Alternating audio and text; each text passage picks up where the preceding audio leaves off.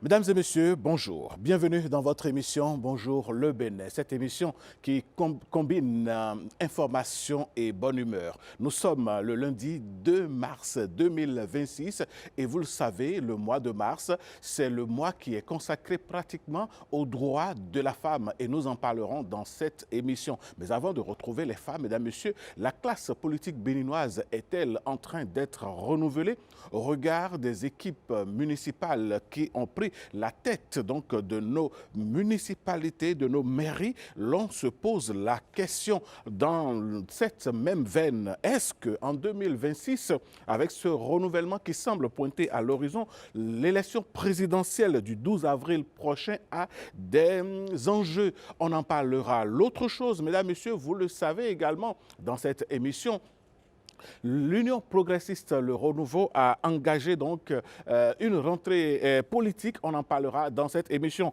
Et parlant justement de femmes, mesdames et messieurs, est-ce que vous en connaissez qui sont des motards? Et oui, elles roulent également comme des hommes. Elles sont au cœur de nos routes. Et nous avons un document réalisé par Ghislaine Bamidele Adimi qui nous parlera donc de ces Amazones des guidons. On est tenté de dire, mesdames et messieurs, voilà un peu l'ossature de cette émission. Et parlant de guidons, nous aurons également des femmes qui sauvegardent notre patrimoine au cœur de nos racines. Elles se sont données pour mission de sauvegarder le patrimoine culturel béninois à travers un dîner de gala. Mesdames et messieurs, on découvrira tout ceci au cours de cette émission qui s'installe. Et vous savez, le premier acte de cette célébration, c'est bel et bien l'information. Et c'est avec Génial Afouda Monsi Agboka.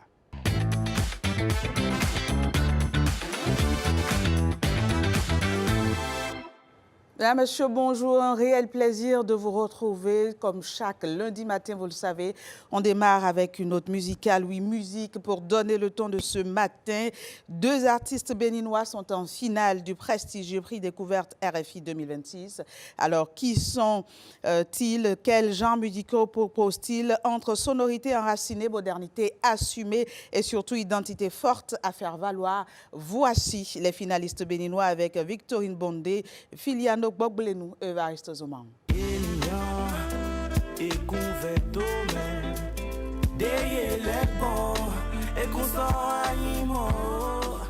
Deux artistes différents, deux univers musicaux distincts, mais une même ambition.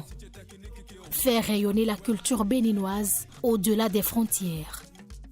Ils sont tous les deux finalistes cette année du prix découverte RFI 2026, un concours qui révèle chaque année de nouveaux talents africains sur la scène internationale.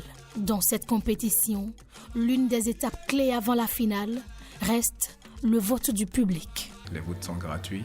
Allez sur ma page Facebook Yeroyeton, allez sur mon TikTok Yeroyeton. Vous avez le lien, vous cliquez là-dessus, vous choisissez la photo de Yeroyeton, vous cliquez sur Envoyer. Vous allez sur ma page ou sur la page du prix découverte RFI. Sur ma page, c'est au pas officiel, vous allez voir le lien sur la page, vous cliquez dessus, vous allez voir parmi les candidats, il y a celui-là qui a mis un foulard. Vous cliquez dessus, vous faites envoyer et vous pourrez répéter le processus plusieurs fois. Soulevez-moi pour qu'on puisse ramener le trophée à la maison. Au prix découverte RFI 2026, un seul artiste est sacré lauréat. Mais au-delà de la compétition, que Yeroyeton ou Opal l'emporte, c'est la musique béninoise qui gagne en visibilité et affirme sa place sur la scène internationale. La préservation du patrimoine matériel et immatériel apparaît aujourd'hui comme un enjeu majeur au Bénin.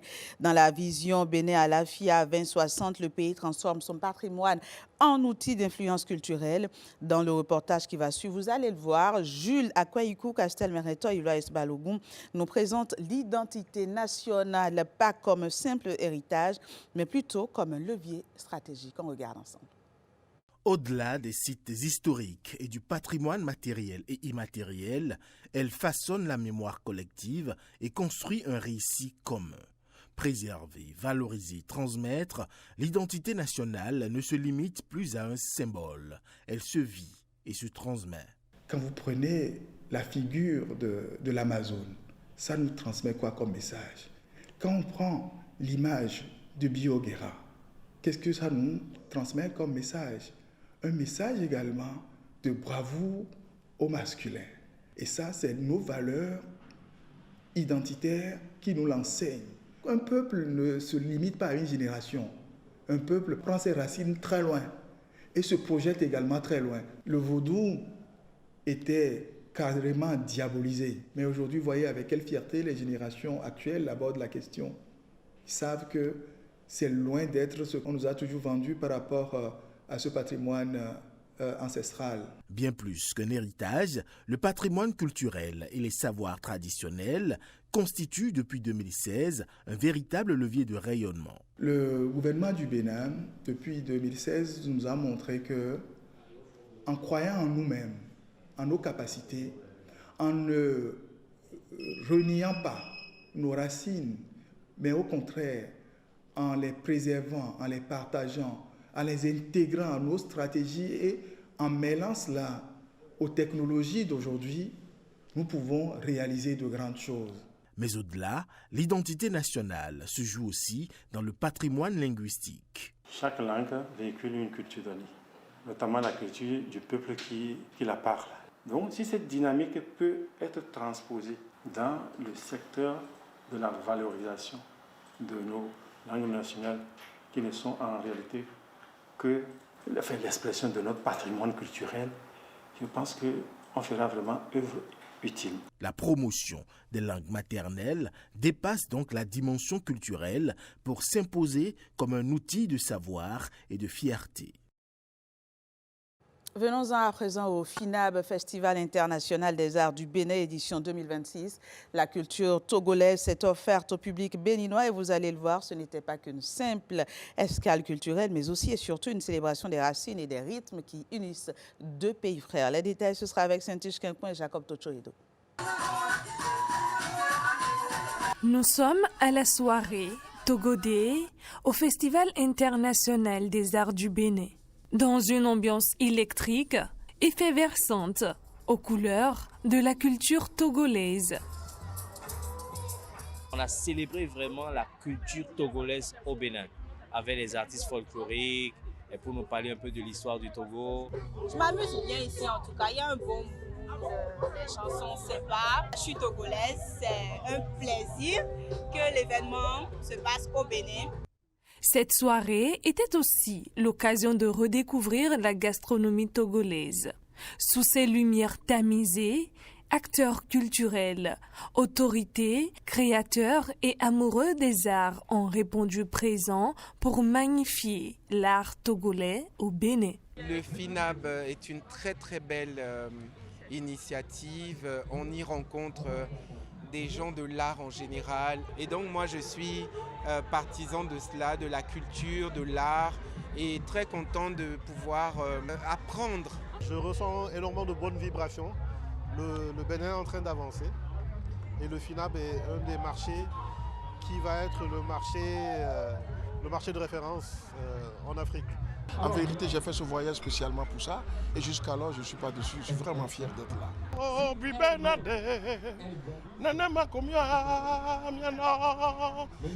Au-delà du divertissement, le Togo Day au FINAB est une passerelle diplomatique portée par la culture. Car ici, les frontières s'effacent et ne laissent que les rythmes, les voix, les identités partagées.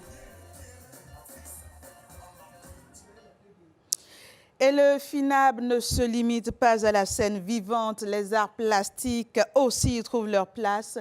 Cette 4e édition de célébration de la créativité béninoise et africaine met en lumière les œuvres de 3 artistes béninois pour le bonheur des amoureux des arts visuels. Immersion au cœur d'une exposition au dialogue tradition et modernité. C'est avec Alain Sochoumé et Jacob Tochoido. Ils sont 3 artistes sur la scène. Ils dévoilent leur chef-d'œuvre au grand public au détour de cette 4e édition du Festival international des arts du Bénin. L'œuvre que nous avons en face de nous montre, si je devrais le décrire, nous montre un enfant qui porte le rêve d'un aïeul. Du coup, il tient son aïeul en main, son aïeul qui est représenté par le Hassin. Et cet enfant porte le rêve de l'aïeul. Il est chargé de continuer le rêve que l'aïeul avait de si cher. C'est la même thématique puisque c'est une série qui nous parle du rêve de l'au-delà. Et ici, nous avons l'enfant qui porte aussi le rêve ici, et le rêve ici, c'est la connaissance. Une calebasse qui est fermée, qui signifie en Afrique connaissance. Je présente deux séries. We the Spirit, c'est un travail de 15 ans en 15 pays, que de carnaval, que de portraits. Dans l'autre mur, c'est A Flower in the Mouth, une fleur dans la bouche. C'est 5 visites pendant 8 ans, chaque visite un mois plus ou moins, où j'ai plongé dans la culture de carnaval, mais aussi les cérémonies privées, sacrées, qui bien préparaient les participants de carnaval, qui a bien sûr un lien visuel avec les choses ici de Bénin. Cette année, le FINAB a voulu ouvrir un espace pour l'art plastique afin de laisser les amateurs faire leur immersion dans un monde de merveilles. L'objectif du FINAB, c'est toujours de faire unir les artistes de plusieurs continents, de plusieurs pays. Nous avons un artiste qui vient de l'étranger, qui a fait un vernissage avec d'autres artistes qui sont locaux. C'est un vernissage que vous voyez assez atypique parce qu'on mélange les arts visuels, les arts plastiques et ça donne une belle scénographie. Ce vernissage représente une ADN du FINAB parce que le FINAB, nous mettons en promotion cet art. Et l'art qui est mis en vitrine ce soir, c'est l'art plastique et les arts visuels. Nous avons eu des artistes de très haut vol, des artistes de qualité qui présentent des œuvres de qualité. Il n'y a qu'à venir voir. Cette exposition est prévue pour s'étaler sur tout un mois dans les sables faits du Family Beach de Cotonou. Il y a 36 ans, une conférence changeait le destin de tout le Bénin. En 1990, les forces vives de la nation ouvraient une nouvelle page démocratique au Bénin. Entre mémoire historique et débat contemporain, l'esprit de 1990 continue d'interroger la conscience nationale. Aujourd'hui, les clubs et fédérations UNESCO ravivent cette mémoire à travers des journées de réflexion autour du thème « Paix, non-violence, tolérance, droits humains et développement durable, héritage et défis actuels ». Février 1990, dans une salle Blaise le ciel, le Bénin amorçait un tournant décisif, celui du renouveau démocratique. qu'aucun bain de sang ne nous éclabousse. 36 ans plus tard, l'esprit de la Conférence nationale des forces vives résonne encore. La démocratie sans jeunesse devient alors quoi? Dans cet amphithéâtre universitaire, acteurs de la société civile, jeunes et témoins de l'époque croisent leurs regards. Au cœur des échanges, la paix, la tolérance, les droits humains et le développement durable, des valeurs portées par la conférence de 1990. Célébrons l'héritage constitutionnel, un héritage de paix historique, un héritage d'amour. Ce colloque fait suite aux consultations nationales et régionales menées sur le maintien de la paix auprès des élèves et des populations entamées depuis 2024. La conférence nationale de février 1990 avait posé les bases d'un nouvel ordre constitutionnel. Elle a ouvert la voie au multipartisme, à la liberté d'expression et à l'état de droit. Mais 36 ans après, les défis ont évolué. Où en sommes-nous aujourd'hui? Où étions-nous hier? Et où allons-nous? Voilà les questionnements qui fondent notre leitmotiv à soutenir les étudiants qui se sont engagés à travers la dynamique unescosienne. Ce thème résonne profondément avec la vocation d'une université publique. Être non seulement un lieu de transmission de connaissances, mais aussi un espace de réflexion critique. 36 ans après, l'héritage des forces vives demeure un socle. Et ses assises se veulent un pont entre hier et aujourd'hui. Valoriser les producteurs nationaux, transformer sur place ou encore réduire la dépendance extérieure. Le Bénin mise sur ses propres forces face aux défis économiques mondiaux et vous allez le voir, bien plus qu'un slogan, consommer local et produire local reste une réelle stratégie qui pourrait bien déterminer l'avenir économique du pays. Le point, ce sera avec Macléod Adam Oussodi, Alexandra Djota. Mettre en valeur les matières locales et les transformer sur place, c'est faire un choix stratégique au service de l'économie nationale, à l'image de Viva Valérie Pis-Logozo, entrepreneure béninoise engagée dans la transformation du cacao. Elle produit de la poudre et du beurre de cacao pur, des produits 100% béninois, tous certifiés et ayant reçu leur autorisation de mise sur le marché. Le programme Bénibis, c'est le premier programme qui nous a formés en entrepreneuriat, en mobilisation de ressources. Et au cours de cette formation, nous avions fait plusieurs activités et ça nous a permis de rédiger notre plan de croissance. Transformer localement les matières premières, c'est créer de la valeur ajoutée, générer des emplois et renforcer l'autonomie économique du pays. Mais produire est une étape, encore faut-il pouvoir écouler. C'est ceux qui n'ont pas dans leur habitude. Direction le forum Panier citoyen et bien-être initié par le Conseil économique et social du Bénin. Au cœur de ce panel, la promotion de la production locale et la nécessité de consommer béninois. Les statistiques ne sont pas satisfaisantes, donc il faudrait peut-être faire encore un effort un peu plus fort. L'effort que nous pensons qu'il faudrait faire au niveau du gouvernement, c'est de dire par exemple que l'ensemble des ateliers et les réunions que nous faisons au niveau national, toutes les pauses café doivent être au moins à 60-70% locales. Pourquoi pas réfléchir également à une TVA différenciée sur les produits de consommation, qui sont les produits de consommation de grande nécessité, qui sont des productions locales, afin que l'on puisse avoir des coûts finaux pour le consommateur un peu plus bas. Les enjeux de la production locale, c'est tout simplement comment on fait pour essayer de produire intensément pour que la consommation puisse suivre. C'est la qualité, en quantité et à coût raisonnable.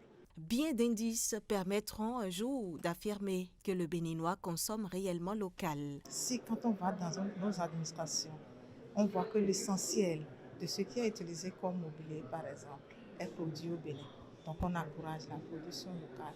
Quand on va dans des forats comme ce qui se passe ici, on voit en matière de restauration, on propose des produits alimentaires locaux que tout le monde accepte.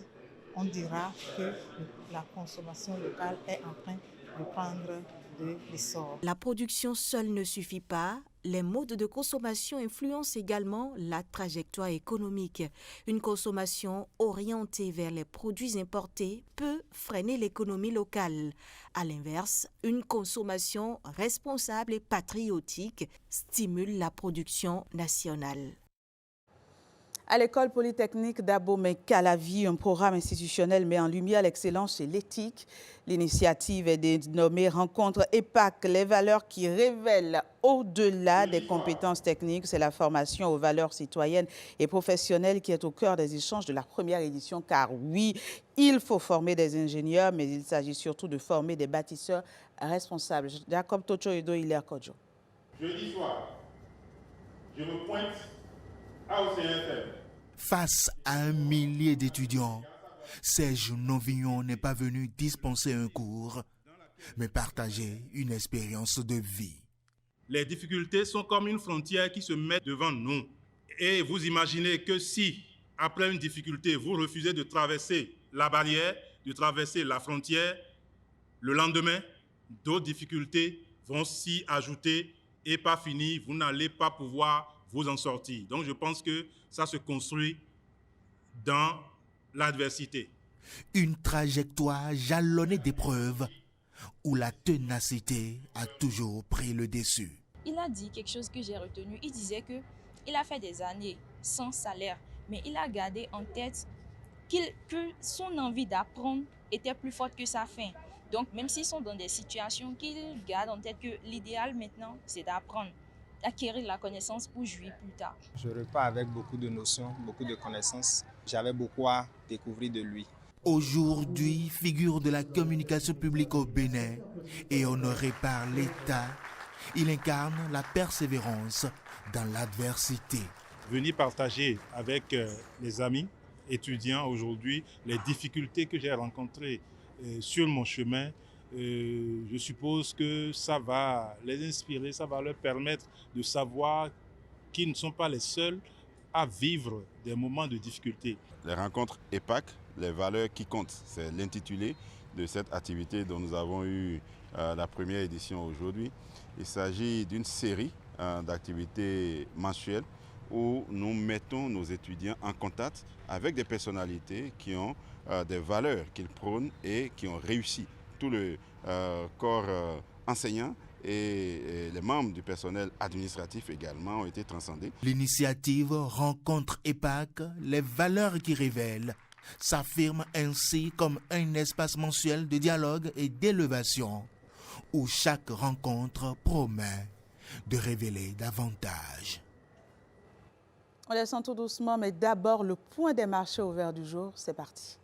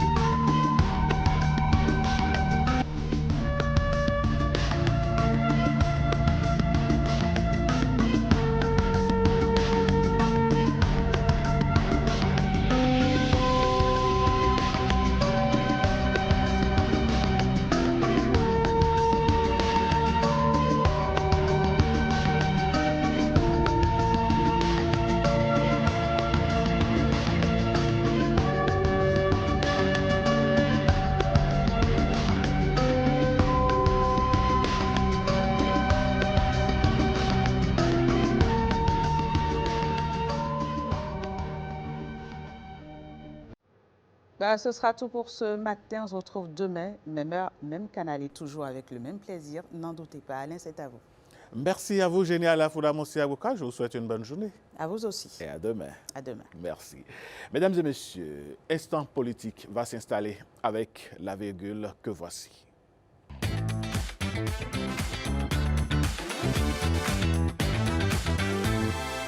Instant politique, je le disais en titre, mesdames, messieurs, hier, dimanche 1er mars 2026, le parti politique Union progressiste, le Renouveau, faisait solennellement sa rentrée politique. Quelles en sont les grandes conclusions?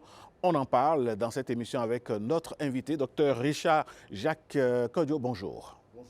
Comment allez-vous? Ça va bien. Vous êtes membre du bureau politique de l'UPR. Parlez-nous de cette rentrée solennelle et quelle était son importance? Merci, je vous remercie de votre invitation.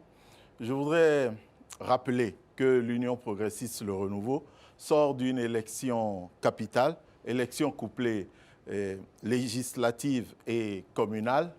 Donc il était important pour nous de nous retrouver, de faire le point et de voir comment préparer l'élection présidentielle. Donc, c'est dans ce cadre qu'une rentrée solennelle a été organisée par la haute direction politique du parti. Et cette rentrée solennelle s'est déroulée en deux mouvements. Le premier mouvement, c'était la rentrée solennelle elle-même, avec les invités spéciaux. Je voudrais rappeler ici que nous avions comme invités spéciaux le président du Bloc républicain, le président Abdoulaye Biotchane. Vous savez que nous sommes en partenariat avec le Bloc républicain, donc nous ne pouvions pas faire une rentrée solennelle sans inviter notre partenaire. Le président Abdoulaye Biotchane était là. Ensuite, nous avons invité l'ancien Premier ministre Lionel Zinsou. Pourquoi? Parce que notre rentrée solennelle politique est sur le thème « Bénin à l'AFIA 2060, c'est maintenant ». Bénin à l'AFIA 2060, c'est maintenant. C'est-à-dire que c'est à partir d'aujourd'hui que nous atteindrons les objectifs de 2060. Monsieur Lionel Zissou, qui est un ancien banquier, un banquier d'affaires de renommée internationale, qui est un partenaire du Bénin, qui est un digne fils du Bénin et qui a une hauteur d'esprit intellectuel inégalée, est venu partager avec nous son expérience du Bénin et ce que nous devons faire pour atteindre ce que nous rêvons d'avoir en 2060. Il a surtout montré que la route est déjà tracée par le président Patrice Talon. Il y a eu déjà le balisage. Il nous a rappelé que le Bénin aujourd'hui est devenu un partenaire crédible au plan international. Nous souscrivons à des eurobonds, nous souscrivons également au niveau de la Banque islamique. Le Bénin aujourd'hui est devenu un État crédible. La finance islamique, vous voulez dire? En finance islamique, oui, merci. Et donc le Bénin aujourd'hui est devenu un État crédible grâce au président Patrice Talon qui a balisé la route. D'ailleurs, dans son intervention, le président Abdoulaye Biotchane nous a rappelé qu'en 2020-2021, la Banque mondiale et le FMI avaient mis en place un programme d'allègement de dettes pour les pays pauvres, très endettés, mais que nous avions opté. Le Bénin avait opté à l'époque pour ne pas qu'on efface sa dette. Nous avions choisi de rembourser notre dette en toute responsabilité. En tant qu'un État responsable, nous avons choisi de rembourser toutes nos dettes. Et cela nous a valu aussi, entre autres, cette crédibilité grâce à la sagacité et à la clairvoyance du président Patrice Talon. Alors, M. Kodjo, dites-nous, quand vous faites une telle rentrée, c'est quoi les projections? Oui, c'est-à-dire que j'ai dit que la rentrée, c'était en deux mouvements. Premier mouvement, ce sont les allocutions de nos invités spéciaux. Second mouvement, ça a été l'évaluation des élections passées, l'évaluation. Ensuite, la formation de nos nouveaux maires et adjoints au maire en vue de notre projection sur l'élection présidentielle du 12 avril 2026 et comment atteindre le Bénin à l'AFIA 2060. Au cours d'un exercice comme celui-là, il a fallu qu'on se parle à cœur ouvert et que surtout, on se pose les vraies questions et qu'on pose les vrais problèmes qui ont handicapé notre cheminement jusque-là. Vous savez, la marche d'un groupe tel que le nôtre, ce n'est pas facile, ce n'est pas libre d'écueil. Donc, cette séance, cette rentrée nous a permis de nous regarder en face et de nous dire ce que nous avions à nous dire. Un diagnostic a été posé par le secrétaire général du parti. On a fait de la formation pour les nouveaux maires. Comment gérer nos communes? Comment gérer les communes Union progressiste, le renouveau? C'est fondamental pour atteindre Bénin 2060. Tout ce que nous disons, c'est Bénin 2060, c'est maintenant. Si nous ne prenons pas toutes les dispositions aujourd'hui, nous n'atteindrons pas Bénin 2060. Il y a eu les présentations des consultants. Ensuite, il y a eu des témoignages de maires, d'anciens maires ou de maires actuels, des témoignages pour aider les nouveaux venus à gérer les communes, à savoir comment rentrer dans la direction de chaque commune dirigée par l'Union progressiste, le renouveau, en ayant en vue toujours 2060. C'est très important. C'est l'objectif principal. Oui, c'est l'objectif principal. C'est la boussole de vos maires. 2060, c'est la boussole de l'Union progressiste, le renouveau. Et donc, nous avons fait tout ce que nous avons fait pour aller vers 2060, tout ce que nous avons fait hier, c'était dans ce cadre-là. D'accord. Formation des maires et ensuite, formation des nouveaux maires aux idéaux du parti. Parce que le parti a un règlement, le parti a une façon de se présenter et il faut que nous allions là. Et à la fin de nos travaux, justement, le président Joseph Fifame Diogbenou est venu faire le point des éléments que nous devons avoir pour atteindre 2060. Dans nos communes, par exemple, je cite quelques éléments de conclusion. Le premier élément que nous avons retenu, ça peut vous paraître bizarre, c'est la ponctualité. c'est un élément capital. Si nous tenons à aller à 20-60, c'est la ponctualité. Donc, la ponctualité, ça a été le premier élément que nous avons retenu. Les maires, Union progressiste, le renouveau, doivent faire de la ponctualité leur cheval de bataille. Et nous devons faire en sorte que dans nos communes, dans nos réunions, dans nos assemblées, nous soyons dans la ponctualité. Parce que la ponctualité, c'est l'indicateur de celui qui se donne un peu de rigueur et qui veut aller loin. Quand il n'y a pas de ponctualité, c'est du laxisme. Donc, les maires, les députés, Union progressiste, le renouveau, leur premier élément de travail, c'est la ponctualité. L'autre question également, je ne vous arrête pas, M. Kodjo, l'autre question qui était au centre de vos discussions, c'est comment est-ce que vous abordez le 12 avril prochain l'élection présidentielle? Exactement, tous les éléments que nous avons mis ensemble, c'est pour atteindre le 12 avril prochain. Quand nous mettons ensemble la ponctualité, quand nous mettons ensemble l'inclusion, c'est-à-dire nous donner la main, essayer de faire en sorte de travailler en groupe, ça nous favorisera dans la campagne électorale pour le 12 avril prochain. Quand nous avons, par exemple, la présentation des communes dirigées par l'Union progressiste Le Renouveau, l'Union progressiste Le Renouveau veut que ces maires présentent des communes acceptables, des communes agréables. Nous avons des communes qui sont parfois dans un état de délabrement avancé. On voit des choses, des papiers empilés dans tous les coins et tout le reste. Nous faisons des efforts pour que cela puisse avancer. Mais tout cela, c'est 12 avril, la prochaine étape. 12 avril 2026, faire élire le duo candidat Romia Douadaï, Mariam Tchabi-Talata, les faire élire avec un très bon score. Vous aurez le temps de revenir là-dessus, la campagne n'étant pas encore ouverte. Docteur Kodjo, dites-nous, si vous devriez avoir un mot de fin à l'endroit des militants de votre parti politique, que leur diriez-vous à l'issue de cette rentrée solennelle? Je voudrais dire à tous les membres de l'Union progressiste Le Renouveau que notre parti rentre désormais dans une ère nouvelle. Et nous rentrons dans une ère de la maturité. Nous sommes passés par les étapes de rassemblement, par les étapes de réglementation, de règles. Aujourd'hui, nous avons atteint une maturité telle que le parti doit être un parti phare. Et donc, chaque militant, où qu'il se trouve, dans les 77 communes, dans les 546 arrondissements du Bénin, doit se sentir fier d'appartenir à l'Union progressiste Le Renouveau et doit faire en sorte que l'Union progressiste Le Renouveau rayonne. À travers quoi? À travers le bon comportement.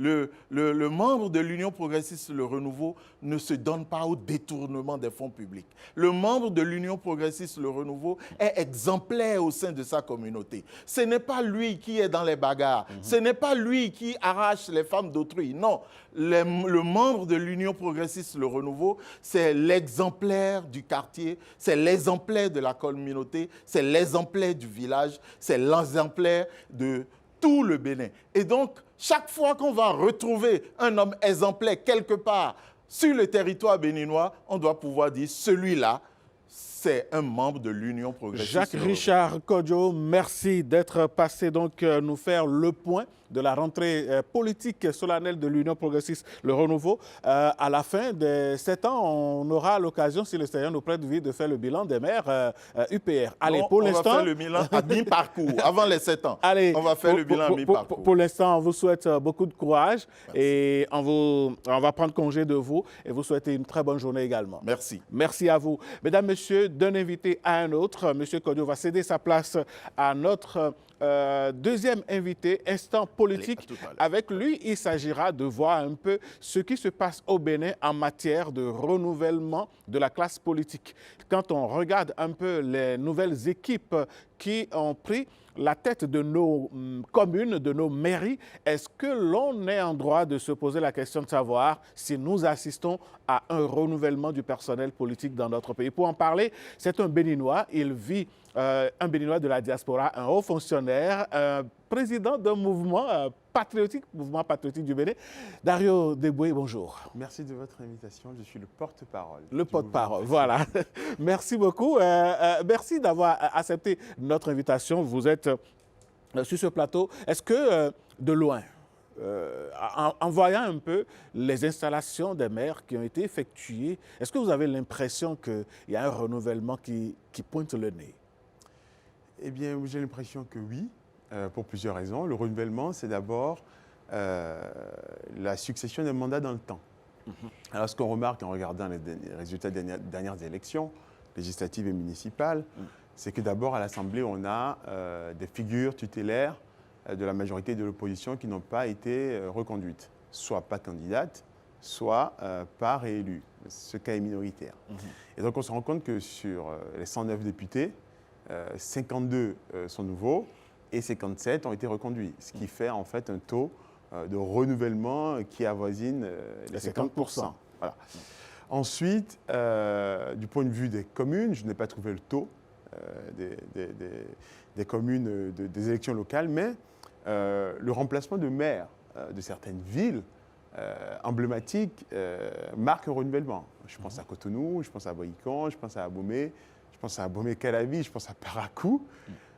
Donc oui, on a le sentiment que ce renouvellement, il est à l'œuvre. Alors, renouvellement, c'est d'abord la question de la succession des mandats dans le temps, je l'ai dit, c'est aussi, et ensuite la question de la diversité des profils qui sont représentés, des techniciens, des politiques plus classiques, des économistes, des juristes, des philosophes, des entrepreneurs, etc. Bon, je n'ai pas les éléments d'appréciation là-dessus. Et puis enfin, c'est la place à la jeunesse. Et permettez-moi de dire un mot là-dessus. La place qui est consacrée à la jeunesse et aux femmes. La question du renouvellement par les femmes a été réglée par notre droit, puisqu'un certain nombre de sièges sont réservés aux femmes. Je vois que quelques élus jeunes ont retenu l'attention. Je pense par exemple aux jeunes députés qui ont été élus sur les deux listes d'ailleurs, qui ont des députés à l'Assemblée. Celui du député de la première, l'élection du député de la première circonscription à Candy-Malanville a retenu l'attention, mais je pense également à certains jeunes maires. Je pense à celui de Parakou, mais il y en a d'autres. Celui d'Abomey, par exemple. Celui d'Abomey, voilà. Donc je pense, oui, que ce renouvellement est à l'œuvre. Enfin, si vous me permettez, pour moi, la question du renouvellement de la classe politique pose de façon sous-jacente, mais peut-être que vous me poserez la question, celle de la recomposition politique qui sera peut-être à l'œuvre. Mais on aura l'occasion d'en parler peut-être. Justement. Alors, quand on regarde un peu les profils, parlons de cette jeunesse qui semble prendre les choses en main. Certaines personnes estiment que avoir écarté les figures tutélaires, comme vous le dites, de la politique de ces instances-là, l'on serait en train peut-être d'installer des jeunes manipulables et influençables. Est-ce que vous faites la même lecture? Non, ce n'est pas mon interprétation de la chose. D'abord, les figures tutélaires, j'ignore si elles ont été écartées. Peut-être qu'à un moment donné, ils ont considéré qu'il fallait se consacrer à autre chose, qu'il fallait inventer un nouveau rôle. Plus officieux, il leur appartiendra de s'expliquer là-dessus. Moi, j'ai confiance dans la jeunesse de notre pays. Notre pays est un pays très jeune, rappelons quelques chiffres. On a un âge médian à 17 ans, ça veut dire qu'il y a autant de gens dans notre pays qui ont moins de 17 ans qu'il y en a qui ont plus de 17 ans. On a 45% de notre population qui a moins de 15 ans. Bon, donc on a une population qui est très jeune. À un moment donné, fatalement, c'est démographique.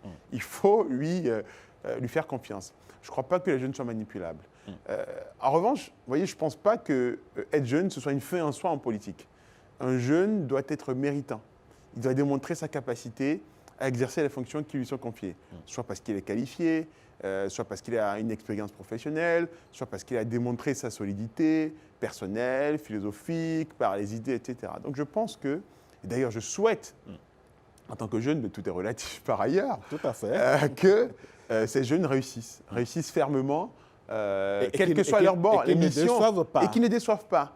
Parce que ce sera une façon aussi de crédibiliser l'ambition des jeunes en politique. D'ailleurs, on parle de la politique, mais moi je voudrais dire, parce que ça me paraît très important, que le renouvellement par la jeunesse n'a pas été mis en œuvre à partir de ces élections.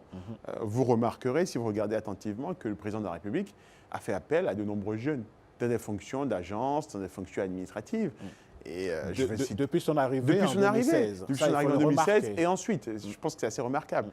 Et je pense qu'il faut dire, honnêtement, que ces jeunes ont démontré pour la plupart d'entre eux, je ne vais pas citer de nom pour ne pas faire de jaloux, tout à fait. Leur capacité à être pleinement responsables et compétents dans la gestion des affaires publiques. Et donc je pense que cela doit continuer en tant que jeunes. On doit avoir une forme de solidarité générationnelle vis-à-vis de ces jeunes-là qui prennent des places, qui sont élus et souhaiter beaucoup de succès pour le bien de notre pays. Oui, mais et quand on parle de cette jeunesse, au même moment, il y en a de très compétents, ça, on est d'accord. Mais quand on regarde un peu des jeunes qui, le matin, sont dans une chapelle politique, le soir, se retrouvent dans une autre, est-ce que vous pensez que ce système, je veux dire, de transhumance qui n'est pas à sa fin, malheureusement, pourrait être, disons, un élément handicapant pour la jeunesse en milieu politique? Alors, moi, je vois 2-3 éléments de réponse à votre question. Et la première chose que je vois, c'est d'abord une question d'éducation et de formation. Quand je parle d'éducation, je ne parle pas de titre universitaire. Je parle de valeurs, d'idées et de ce qu'on nous a légué. Nous sommes une génération en classe d'âge où la politique, il ne faut pas faire de généralité, mais ce que je dis là, ça vaut pour moi, mais ça vaut pour de nombreux amis avec qui je discute. On est dans une génération où la politique a été diabolisée. Peut-être que vous avez vécu ça aussi, où les parents disaient « surtout ne faites pas de politique, la politique c'est dangereux, la politique vous consumera ». Bon. Alors que, en fait, cela s'explique par une histoire un peu traumatique, des réalités sociologiques qui sont les nôtres. Quand on voit aussi le sort malheureux parfois de certains politiques, bien sûr. On a tendance à donner raison à ses parents. Bien sûr. Mais je pense qu'au contraire, la politique c'est la chose la plus noble, pour peu qu'on s'y adonne avec les bons objectifs et les bonnes valeurs. Donc, cela peut expliquer ce manque de formation. C'est la première chose. La deuxième, c'est qu'on a essayé d'apporter des réponses à ce phénomène que vous décrivez en créant des partis politiques, en créant des structures de partis politiques, en les dotant de financement, en les dotant de pouvoir réel, d'une vraie capacité à être les principaux acteurs du jeu politique. Et donc, je pense que ces partis politiques, auront également un rôle de formation vis-à-vis de cette jeunesse. Et puis, enfin, moi, je pense que c'est une affaire de personnalité, de valeur. Moi, je pense que notre jeunesse, notre pays a besoin de leaders. Il y en a, évidemment, de nombreux, mais il en faut d'autres. À mon sens, ce qui caractérise un leader, au-delà de tout, ce sont des valeurs. Lorsqu'on s'adonne à la transhumance, c'est que peut-être, sur les valeurs, il faut qu'on en rediscute. Donc ces valeurs, c'est quoi? C'est d'abord avoir un emploi, avoir une autonomie en tant qu'être humain. Parce qu'en fait, c'est l'autonomie et la liberté. Pour ne pas faire de la politique un métier. C'est la liberté qui font les valeurs, au fond. C'est la liberté de la subsistance, c'est la liberté de se nourrir, d'avoir une carrière, de construire un parcours. Ensuite, il faut être qualifié. Et je ne parle pas que de compétences techniques et académiques, je parle également d'idées. Ensuite, il faut se doter de valeurs, c'est-à-dire d'une idéologie. Est-ce qu'on est libéral? Est-ce qu'on est redistributif? Est-ce qu'on est interventionniste, etc. Et lorsqu'on a tous ces socles-là qui sont bien ancrés, je pense, alors il ne faut pas non plus être naïf, on a une vraie difficulté liée à notre contexte, notre culture, notre sociologie, bien sûr. Mais je pense que lorsqu'on a assuré les prérequis, il y a un chemin quand même pour réussir. Et surtout, c'est important de le dire, des jeunes, beaucoup de jeunes ont réussi dans des fonctions administratives et politiques. Tout à fait. Et parlant justement de chemin, nous sommes dans le contexte électoral. Le 12 avril prochain, les Béninois vont devoir élire un nouveau président. Est-ce que vous pensez que dans le contexte actuel et l'ambiance qui prévaut dans le pays, est-ce que l'élection présidentielle du 12 avril prochain présente des enjeux pour les Béninois? Bien sûr, complètement. Alors moi, je distinguerai, si vous voulez bien, les enjeux du processus électoral et ensuite les enjeux, on aura peut-être l'occasion de dire quelques mots, de la gouvernance qui va se mettre en place. S'agissant du processus électoral, c'est la première réponse à votre question, réponse directe à votre question. Le premier enjeu est celui de la mobilisation. Lors des élections législatives, le taux d'abstention était relativement élevé, autour de 64%. Je pense que le premier enjeu, c'est celui de mobiliser l'ensemble des Béninois, notamment les jeunes. Je pense qu'on ne peut pas avoir 18 ans aujourd'hui, être démographiquement majoritaire dans le pays, avoir une insertion professionnelle et académique dans les 2 à 5 prochaines années et considérer qu'on peut innocemment, légitimement se désintéresser de la chose publique ou à tout le moins renoncer à son droit de suffrage. Je pense profondément que c'est une erreur. Je ne dis pas que c'est la faute des jeunes. Je dis que c'est une responsabilité partagée et que nous devons trouver des solutions pour mobiliser. Donc il y a un enjeu majeur qui est l'enjeu de la mobilisation parce que c'est celui qui permettra de donner un élan et une forte légitimité au nouveau président, quel qu'il soit, et qui permettra également de lui donner, en fait, d'associer, de faire en sorte que les Béninois se sentent associés à la gouvernance qui sera mise en œuvre. Donc il y a un enjeu de mobilisation. Ensuite, il y a un enjeu qui est celui des idées. Il faut que les débats aient lieu. Il faut que les débats soient respectueux des personnes, des idées, des positions, mais il faut qu'il ait lieu. Mon prédécesseur a parlé de la feuille de route à la FIA 2060. C'est un cap stratégique à 36 ans. Bon. Dans ce cap excellent, dans cette feuille de route que nous avons définie, ensuite il y a des priorités. Est-ce que c'est l'éducation? Est-ce que c'est l'économie? Est-ce que c'est la santé? Est-ce que c'est la redistribution? Est-ce que c'est la diplomatie? Les Est-ce que c'est le candidats militaire? devraient pouvoir entretenir les populations là-dessus. Je pense qu'il faut que les débats aient lieu. C'est important. Parce que cette élection est particulière. On n'a pas de candidats qui soient en situation d'être renouvelés. On a 2 candidats qui veulent un premier mandat. Et donc je pense que l'ampleur du débat, lorsqu'on n'a aucun candidat qui demande une reconduction, doit être plus forte que lorsqu'on est à la fin d'un premier mandat. Et puis, cette élection est particulière parce qu'elle va expérimenter une nouvelle donne institutionnelle. La grande réforme des partis politiques, l'inversion du calendrier, la refonte du calendrier électoral, où les élections locales et législatives se sont tenues avant les présidentielles. Ce n'est pas anodin dans le rapport de force politique et dans le rapport politique de façon plus large. Et puis, on a le Sénat qui va être mis en œuvre. Donc, dans ce contexte multiforme, je pense que le débat doit exister. Il doit exister de façon complètement pluraliste et de façon complètement démocratique. Je n'ai pas de doute là-dessus, mais je pense que ça va mieux en le disant, en écoutant chacun, en écoutant les divergences. Mais il faut que les candidats arbitrent et nous disent clairement quelles sont leurs priorités. Est-ce que vous avez le sentiment que ce débat aura lieu à quelques semaines des élections présidentielles? Ça va être le dernier pan de notre échange. J'ai l'espoir qu'il aura lieu. Et je n'ai pas de raison de penser qu'il n'aura pas lieu. D'accord. Parce que je peux parler au moins pour le candidat que le mouvement patriotique soutient et que je soutiens à titre personnel.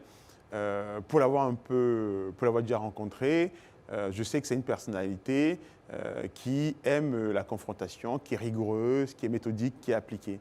Et donc je pense que la majorité animera ce débat, fera des propositions. Et je pense qu'on doit avoir une réponse également de l'opposition. Et c'est ce qui fera qu'en fait, l'élection du 12 avril sera un grand moment de vitalité démocratique et de célébration démocratique. Parce que c'est ce que devrait être une élection présidentielle. Dario Deboué, un mot de fin.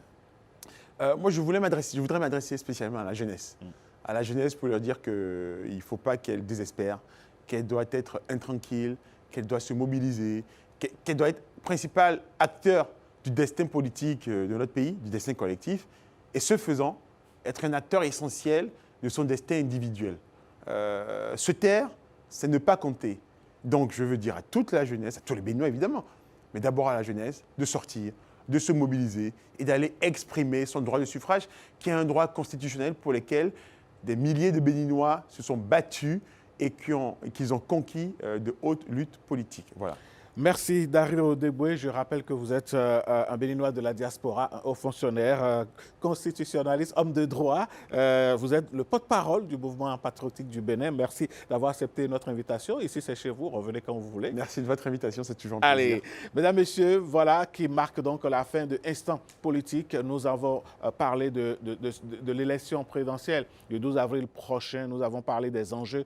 L'enjeu majeur, c'est la mobilisation autour donc, de cette élection et le devoir pour chaque Béninois de pouvoir sortir pour exprimer son choix librement et en toute connaissance de cause. Ce que nous allons exprimer tout de suite, c'est bel et bien événement à la une. Vous le savez, on va vous présenter les grands événements qui auront cours dans le mois de mars qui s'ouvre.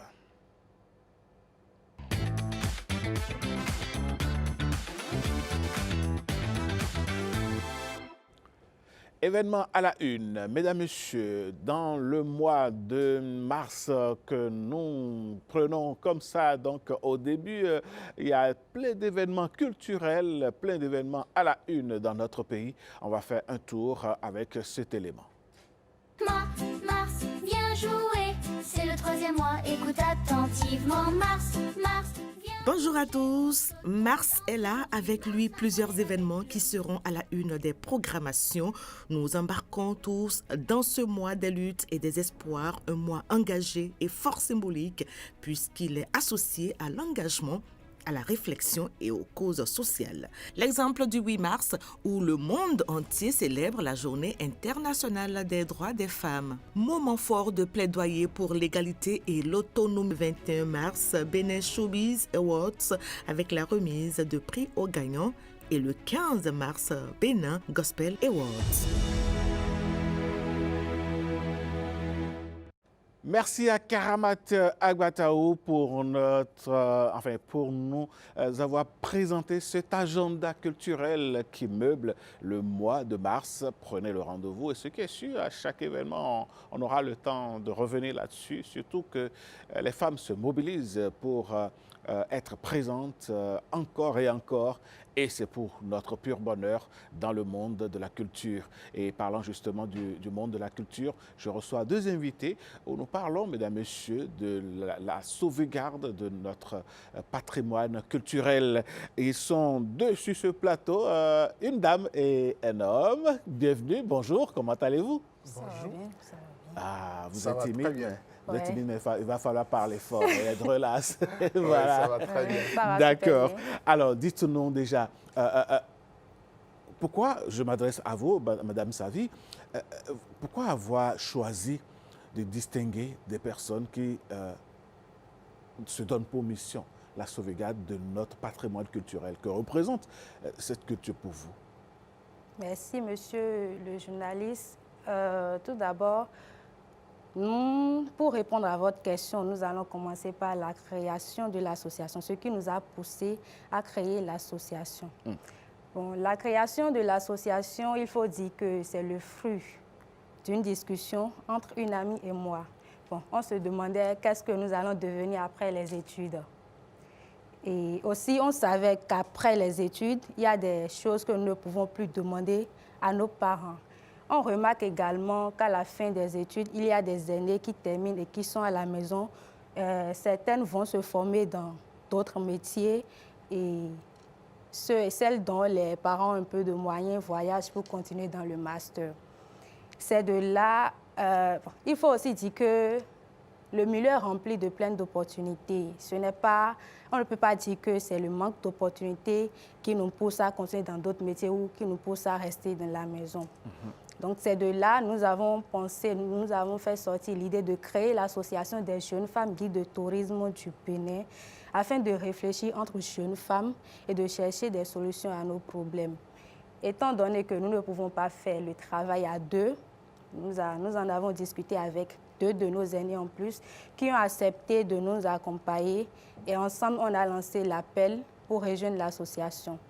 Après l'appel, on a pu mobiliser plus de 50 jeunes femmes sur le plan national. Et nous sommes fixés 3 objectifs qui sont la promotion du leadership féminin, la valorisation du patrimoine et l'autonomisation des femmes qui sont dans la gestion du patrimoine culturel. Depuis le mois de juillet 2025, on faisait des activités et en novembre 2025, on se demandait, mais qu'est-ce qu'il faut faire pour mettre en lumière les femmes qui étaient déjà dans le domaine du patrimoine avant nous, pour les honorer, parce qu'il faut dire que le milieu du patrimoine est rempli d'hommes et les efforts des femmes ne sont pas trop connus. Donc, qu'est-ce qu'il faut faire pour régler cela? C'est là que nous avons fait sortir l'idée d'organiser le gala des gardiens du patrimoine pour valoriser ces femmes, les honorer le 21 mars. OK. Alors, avant de revenir en détail sur cette soirée de gala pour distinguer vos aînés, j'ai envie de dire, nous avons avec nous M. Théophile Yenoukoumé. Alors, dites-nous, M. Yenoukoumé, vous êtes responsable de l'administration et de la pédagogie au niveau du centre, centre de communication, voilà, j'y arrive, le centre artisanal et d'animation culturelle. Que fait votre centre? Qu'apporte-t-il à la culture? Merci beaucoup, monsieur le journaliste. Je suis effectivement responsable à l'administration, à la pédagogie et à la communication du Centre d'études musicales artisanales et d'animation culturelle. C'est un centre qui a été créé par la mairie de Porto-Novo en juin 2005. Et ce centre a pour mission de contribuer à la formation et au renforcement des capacités des jeunes en matière de connaissances d'art, culture, loisirs, sport. Le centre, auparavant, était soutenu par l'UNFPA et grâce à la collaboration entre les deux structures, on intervenait également dans le domaine de la santé sexuelle et reproductive, les questions liées à la femme, le VIH et tout. Donc, c'est ce que nous faisons un peu dans le domaine de la culture. Il y a des animations dans le centre et lorsque nous avons appris l'initiative de Gala des gardiennes du patrimoine, nous nous sommes dit que c'est une initiative qui est axée sur les objectifs du centre. Parce que lorsque nous prenons le secteur, comme elle a dit, les femmes d'aujourd'hui, les jeunes femmes d'aujourd'hui sont à la recherche de repères à qui je vais m'identifier pour pouvoir évoluer dans mon domaine. Donc, c'est là que l'initiative trouve totalement son ampleur et surtout le mois dans lequel nous sommes, c'est le 8 mars et tout ce mois, nous allons parler de la femme. Donc, il y a une relation entre le mois et notre idée de célébrer les femmes qui ont quand même fait du parcours dans ce domaine, mais qui ne sont pas connues du public.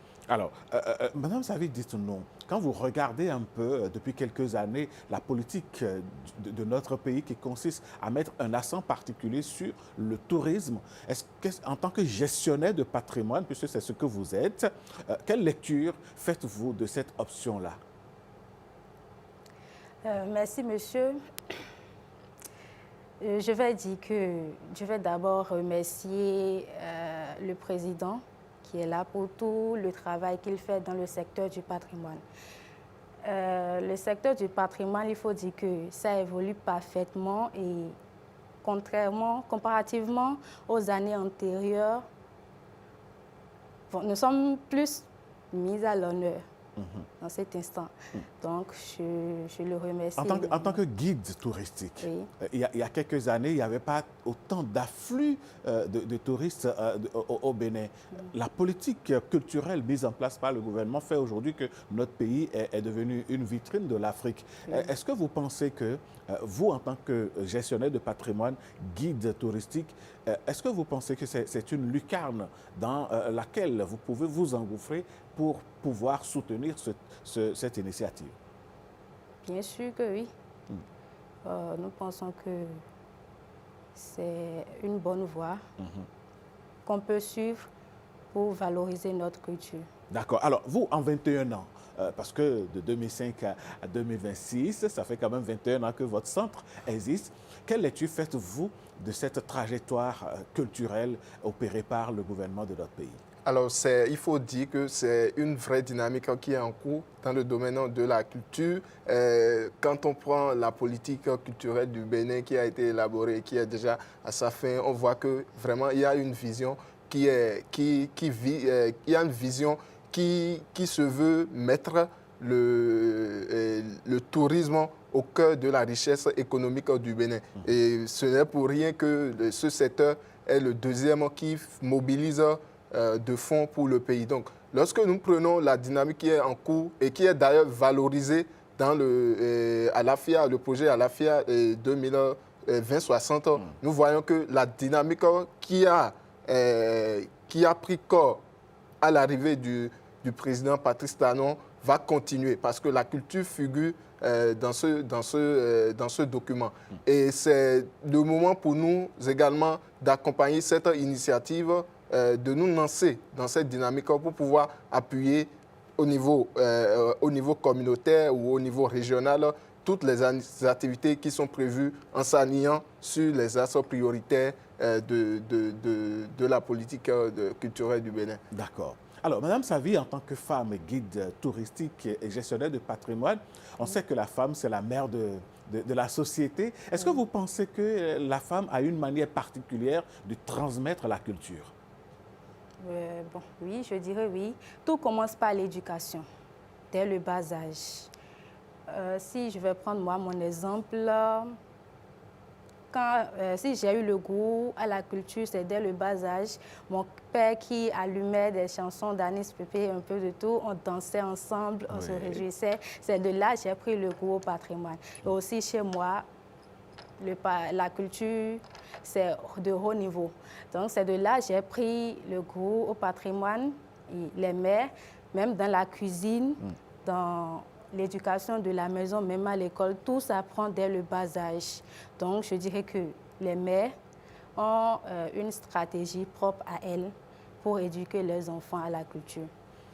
D'accord. Alors, avec votre association, quelles sont vos activités principales sur le terrain de manière concrète? Bon, pour nos activités sur le terrain, principales sur le terrain, nous disons que depuis la création, on a eu à faire des activités. On a organisé un panel dans le cadre de la Journée mondiale du tourisme et on a fait une campagne digitale en ligne et nous avons pensé à l'organisation du gala. Dans le futur, nous allons organiser plusieurs activités dans le cadre de la promotion des femmes surtout, parce que c'est ce qui nous concerne, c'est ce qui concerne les femmes. Ce qu'il faut faire pour faire évoluer, pour faire la promotion des femmes dans le secteur culturel. Ce sont les activités qui nous concernent plus. Est-ce que vous travaillez avec les communautés, avec les écoles, avec les jeunes sur le terrain? Oui. Comment se passe cette collaboration-là? Je dirais que cette collaboration se passe très bon et jusqu'à ce moment, on n'a pas encore de difficultés quand même. Tout se passe très bien. Il y a même des collaborateurs qui nous contactent. Il y a des femmes qui nous contactent. Ah, j'ai appris telle chose que vous êtes en train de faire, c'est une bonne idée, persister dedans, un peu de tout ça. Donc, jusqu'à ce moment, on n'a pas encore eu de problème avec les collaborateurs. Quelle sera votre participation, M. Yanoukoumé, vous et votre structure, aux côtés de l'association de Mme Savy pour ce gala, pour distinguer les reines, les gardiennes du patrimoine culturel? Alors, la collaboration, déjà, il faut dire que nous sommes en co-organisation, puisque ce sont les deux organisations qui mettent en œuvre le projet. Alors, en termes de ce que nous allons apporter, il y a le centre d'études musicales, artisanales et d'animation culturelle qui est ici dans le 2e arrondissement de la ville de Porto-Novo, précisément derrière le CEG Koutongbe, et c'est là qu'aura lieu l'événement. Il y a également nos plateformes LinkedIn et Facebook sur lesquelles nous communiquons déjà sur l'initiative et également appuyer l'organisation logistique pour pouvoir contribuer à la réussite. Alors, il faut également noter que nous sommes dans la mobilisation pour que nous ayons plus de participants, puisque cette initiative ne saurait être une réussite sans la ressource humaine. Donc, nous sommes également dans la mobilisation pour assurer la réussite de l'événement. Madame Savy, si vous avez un mot de fin, que diriez-vous relativement à cette grande soirée que vous organisez et pour laquelle, je vais dire, nous vous avons invité sur ce plateau? Pour dire mon mot de fin, je vais d'abord remercier tous les partenaires qui nous accompagnent. Je remercie l'École du patrimoine africain. Je remercie la mairie de Porto-Novo. Je remercie la direction départementale du tourisme, de la culture et des arts. Je remercie le Labis Porto-Novo et toutes les femmes qui nous accompagnent. Je les remercie énormément. Et également, je passe par ici pour dire que tout partenaire, toute personne qui trouve qu'ils sont capables ou qu'ils ont les moyens de nous accompagner, de nous appuyer, de nous donner des conseils, on est ouvert à ça. Donc, je les remercie énormément et je les invite à se joindre à nous pour valoriser, découvrir ces femmes le 21 mars au CEMAC à Porto-Novo. Merci. Merci beaucoup. Un mot de fin, M. Yanoukoumé? Oui, au nom de notre organisation, le Centre d'études musicales et d'animation artisanale et d'animation culturelle, ainsi que l'association, nous remercions la SRTB pour cette opportunité qui nous a été donnée. Nous remercions, je passe par ce canal pour remercier tous les partenaires qui sont déjà là et les potentiels qui viendront au nom de notre directeur, M. Elèche Toyon-Meyi, et son adjoint, Epifane Odunami, pour tout ce qui s'est fait. Et surtout, demander aux uns aux autres qui travaillent dans le domaine du patrimoine ou qui sont dans la défense des droits de la femme, de se positionner sur l'activité afin qu'elle soit une réussite. Allez, merci beaucoup. On vous souhaite plein succès, mesdames, messieurs. Parlant de mois de la femme, on l'avait dit, est-ce que vous voyez dans notre ville ou bien dans notre pays ou dans les localités que vous traversez des femmes à moto? Oui, mais est-ce que vous voyez des femmes à motard? Cela ne court pas les rues. Ghislaine Adimi est allée à leur rencontre. Femmes au guidon, les Amazones du guidon, on en parle dans cette belle découverte que nous allons faire.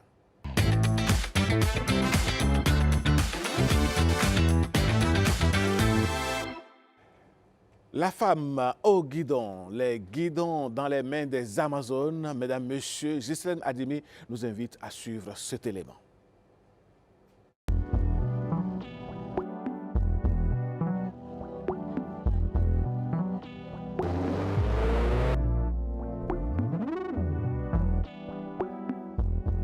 La moto qui me symbolise à ce jour, c'est la Can-Am Spyder, la Honda, la Can-Am Spyder. C'est une moto qui est à 3 roues.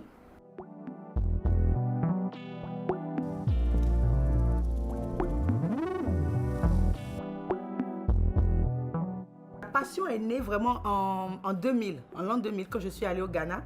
Dans mon quartier où j'étais là-bas, on vendait des motos. C'est là que tout le monde venait acheter les motos dans le temps et ramener ça à Cotonou. Donc, le fait d'entendre le bruit, le son, le son du moteur, de voir des motos passer, ça a poussé ma curiosité encore plus à aller vers la moto, en fait.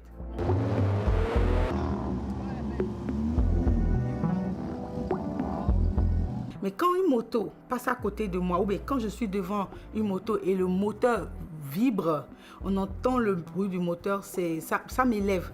J'ai l'impression d'être libre, de pousser des ailes en fait.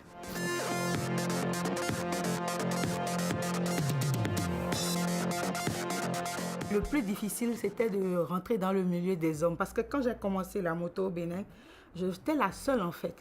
Quand j'ai commencé, il y avait d'autres femmes qui conduisaient des Gen, mais en matière de grosses motos, il n'y avait pas de femmes. Donc les hommes n'étaient pas vraiment pour. Ils prenaient juste les femmes pour des sacs à dos, c'est-à-dire juste des femmes qu'on met derrière. Mais une femme qui conduit, ils n'acceptaient pas vraiment. Et avec le temps, ils ont accepté.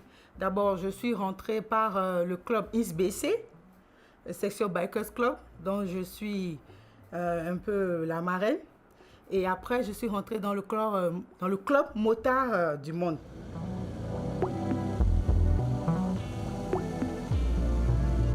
Quand je prends la moto, je me prends moi, ça fait qu'une seule personne.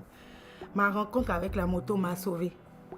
Ça a donné un sens à ma vie. Beaucoup de gens disent « Yasmine ne roule pas ». Mais je vais vous dire quelque chose. Être motard, ce n'est pas forcément rouler. Être motard, c'est un esprit. C'est une manière de vivre. C'est participer à les événements de moto. C'est aller, c'est de soutenir. Donc, je vais dire clairement que la moto a sauvé ma vie. Sans la moto, je ne suis pas.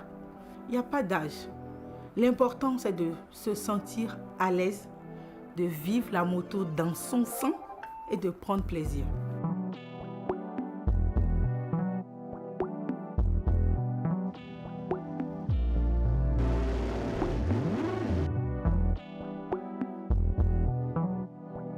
Tout a commencé en 2016 pendant les vacances et j'allais à la plage avec ma copine.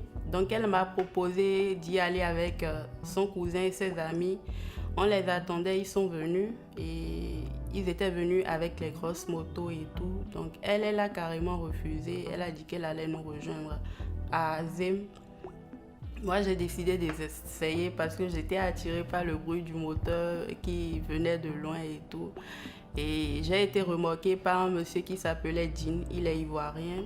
Franchement, j'ai aimé la manière dont il conduisait la moto et tout, la maîtrise de l'accélération, tout ça. Et à la descente, quand on est venu à la plage, franchement, quand je suis descendue de la moto, j'avais du mal à tenir debout. Tellement la sensation, elle était forte, je ne comprenais pas. Mais finalement, j'ai compris après ce de quoi il s'agissait. Et tout. Donc, tout a pris de là. Après, j'ai pris leur contact et tout. Et chaque week-end, on se voyait. Eux, ils étaient venus au Bénin juste pour une période donnée et tout. Ils étaient venus à Grosse Moto, tout ça. Donc, depuis la Côte d'Ivoire? Oui, depuis la Côte d'Ivoire. Donc, chaque week-end, on se voyait. Et un jour, je leur ai dit, moi, j'ai bien envie d'apprendre la moto, vu que j'aime me faire remorquer et tout. Et il m'a dit, pourquoi pas? Il n'a pas refusé. Et voilà, un jour, il m'a montré comment... Déjà, avant bien cela, j'avais suivi des tutoriels sur YouTube, comment on faisait pour passer les vitesses, tout ça, l'embrayage et tout. Et après, il m'a montré aussi la pratique, tout ça. Et franchement, en une journée, j'ai pu maîtriser et tout. Et à part le poids qui me dandinait au début, ça allait. Ça a pris de là, en fait. Quand je suis au guidon, je me sens libre. J'oublie tout. En fait, tout disparaît. Le souci, le stress quotidien, les responsabilités, absolument tout. Il n'y a que moi, la machine et la route. Et je me sens tellement libre quand je roule la moto. Et il y a la sensation du vent sur le visage aussi qui fait énormément du bien. Donc, franchement, c'est un énorme plaisir d'être au guidon, de rouler chaque fois.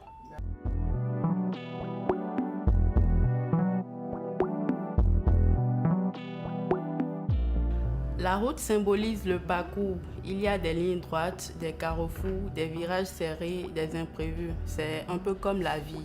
Mais tant qu'on a le contrôle et qu'on avance, on a la confiance en soi, tout va bien. Je n'ai pas choisi la moto comme activité professionnelle parce que je me dis que c'est un peu sacré. Faire de la moto une obligation professionnelle revient à enlever cette magie-là, puisque c'est un refuge. C'est ça qui me permet de trouver mon équilibre entre le boulot et la vie, ma vie personnelle. Donc, je ne pourrais pas. Je préfère que ça reste ainsi, mon espace, mon cocon. Quand j'ai un truc et tout, j'ai envie de me déstresser, je roule et je me libère, tout simplement. Quand tu es une femme motade, on a tendance à mal te regarder vu que tu te retrouves dans un milieu où il n'y a que le sexe masculin. Donc, on te regarde étonnamment et tout. Parfois, tu es sujet de critique, même si on ne te dit pas certaines choses en face. Derrière toi, il y a des rumeurs et tout. Donc, c'est pas vraiment évident, c'est un peu compliqué ce côté-là. Sinon, à part ça, ça va. Et franchement, les critiques et les rumeurs ne m'empêchent pas de vivre pleinement ma passion.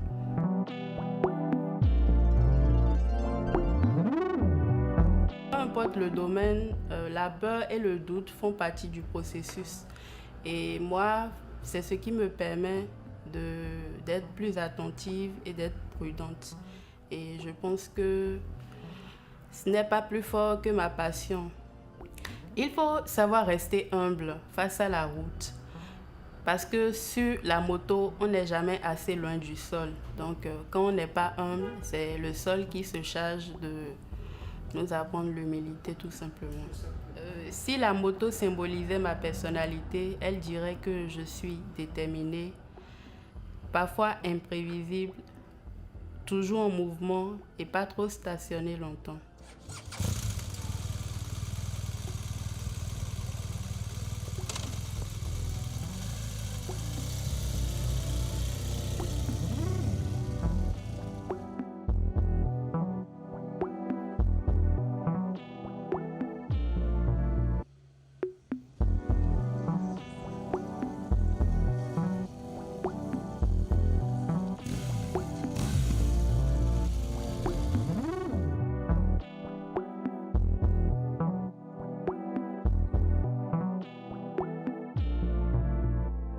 J'ai commencé toute petite déjà. Il y avait mon grand frère et ma maman qui aimaient déjà les motos. Donc on me mettait derrière et hop, on y va. J'ai d'abord commencé avec les petites motos. Maintenant après, je me suis liée d'amitié avec un grand frère aujourd'hui. Donc c'est lui qui m'apprenait à conduire les grosses motos, l'embrayage, comment tourner, comment gérer l'équilibre.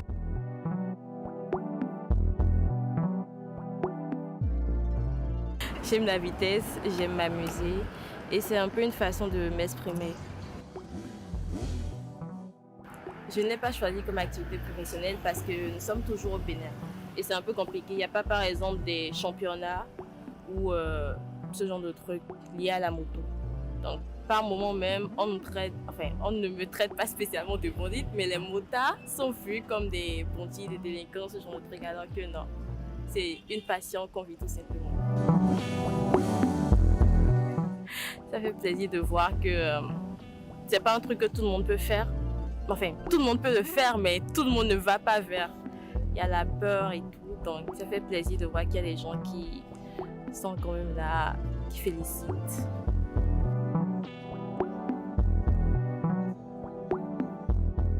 Je n'ai jamais douté de moi parce que c'est moi, j'ai mon guidon. C'est moi, j'ai mon guidon. Avoir peur, oui, parce que j'ai déjà eu à faire un choc et c'était plutôt lié à ça. Il y a une dame qui s'appelle Sarah Lesito, elle est motarde, tout simplement. Mais elle m'inspire beaucoup parce qu'elle ne se contente pas juste de rouler. Elle fait des figures, comme on peut le dire, des wheelings, le stunt beaucoup plus, le stopping. Elle est hyper bonne.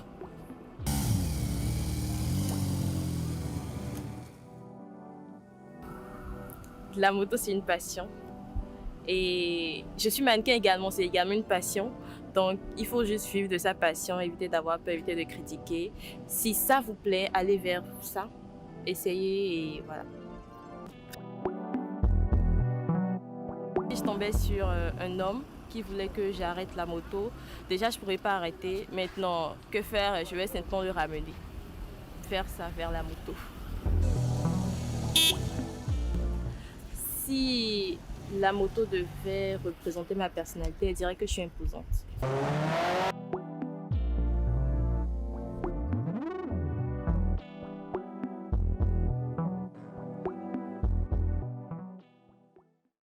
Et si l'envie vous prenait, mesdames, messieurs, de faire comme ces femmes, de vous mettre sur les grosses cylindrées et de rouler, voici quelques conseils.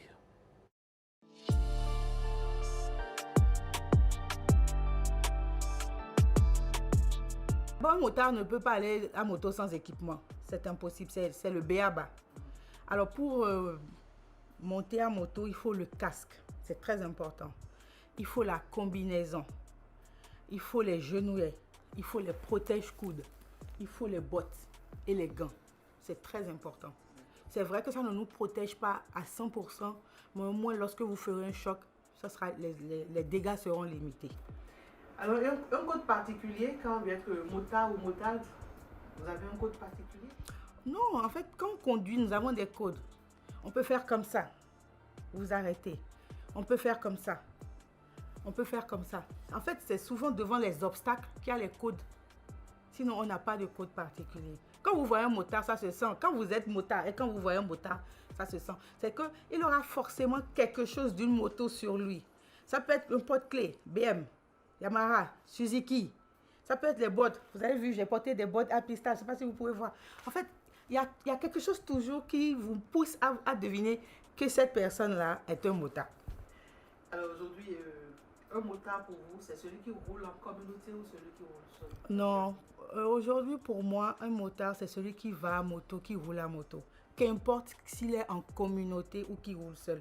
L'important, c'est d'avoir sa moto, de pouvoir vivre sa passion et de se taper des kilomètres. Ça ne vous gêne pas quand on vous traite parfois de garçon manqué? Non, il faut dire que je suis déjà garçon manqué. Mais bon, en fait, quand vous faites la moto, on est obligé d'avoir des comportements d'homme parce que vous n'allez pas mettre une jupe, vous n'allez pas mettre une robe. Donc, ça ne me gêne pas. Et comment appréciez-vous alors les préjugés de la société? En fait, je m'en fous. Je ne les écoute pas, je les prends pas au sérieux. Parce qu'il faut prêter attention aux préjugés pour que ça vous touche. Je ferme mes oreilles et j'y vais en moto.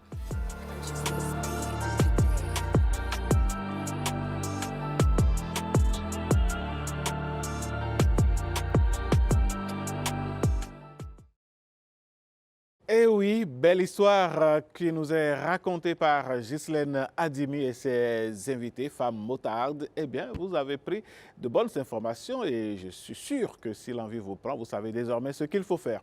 Et pour rouler la moto, il faut être en bonne santé. Voici Instant Santé.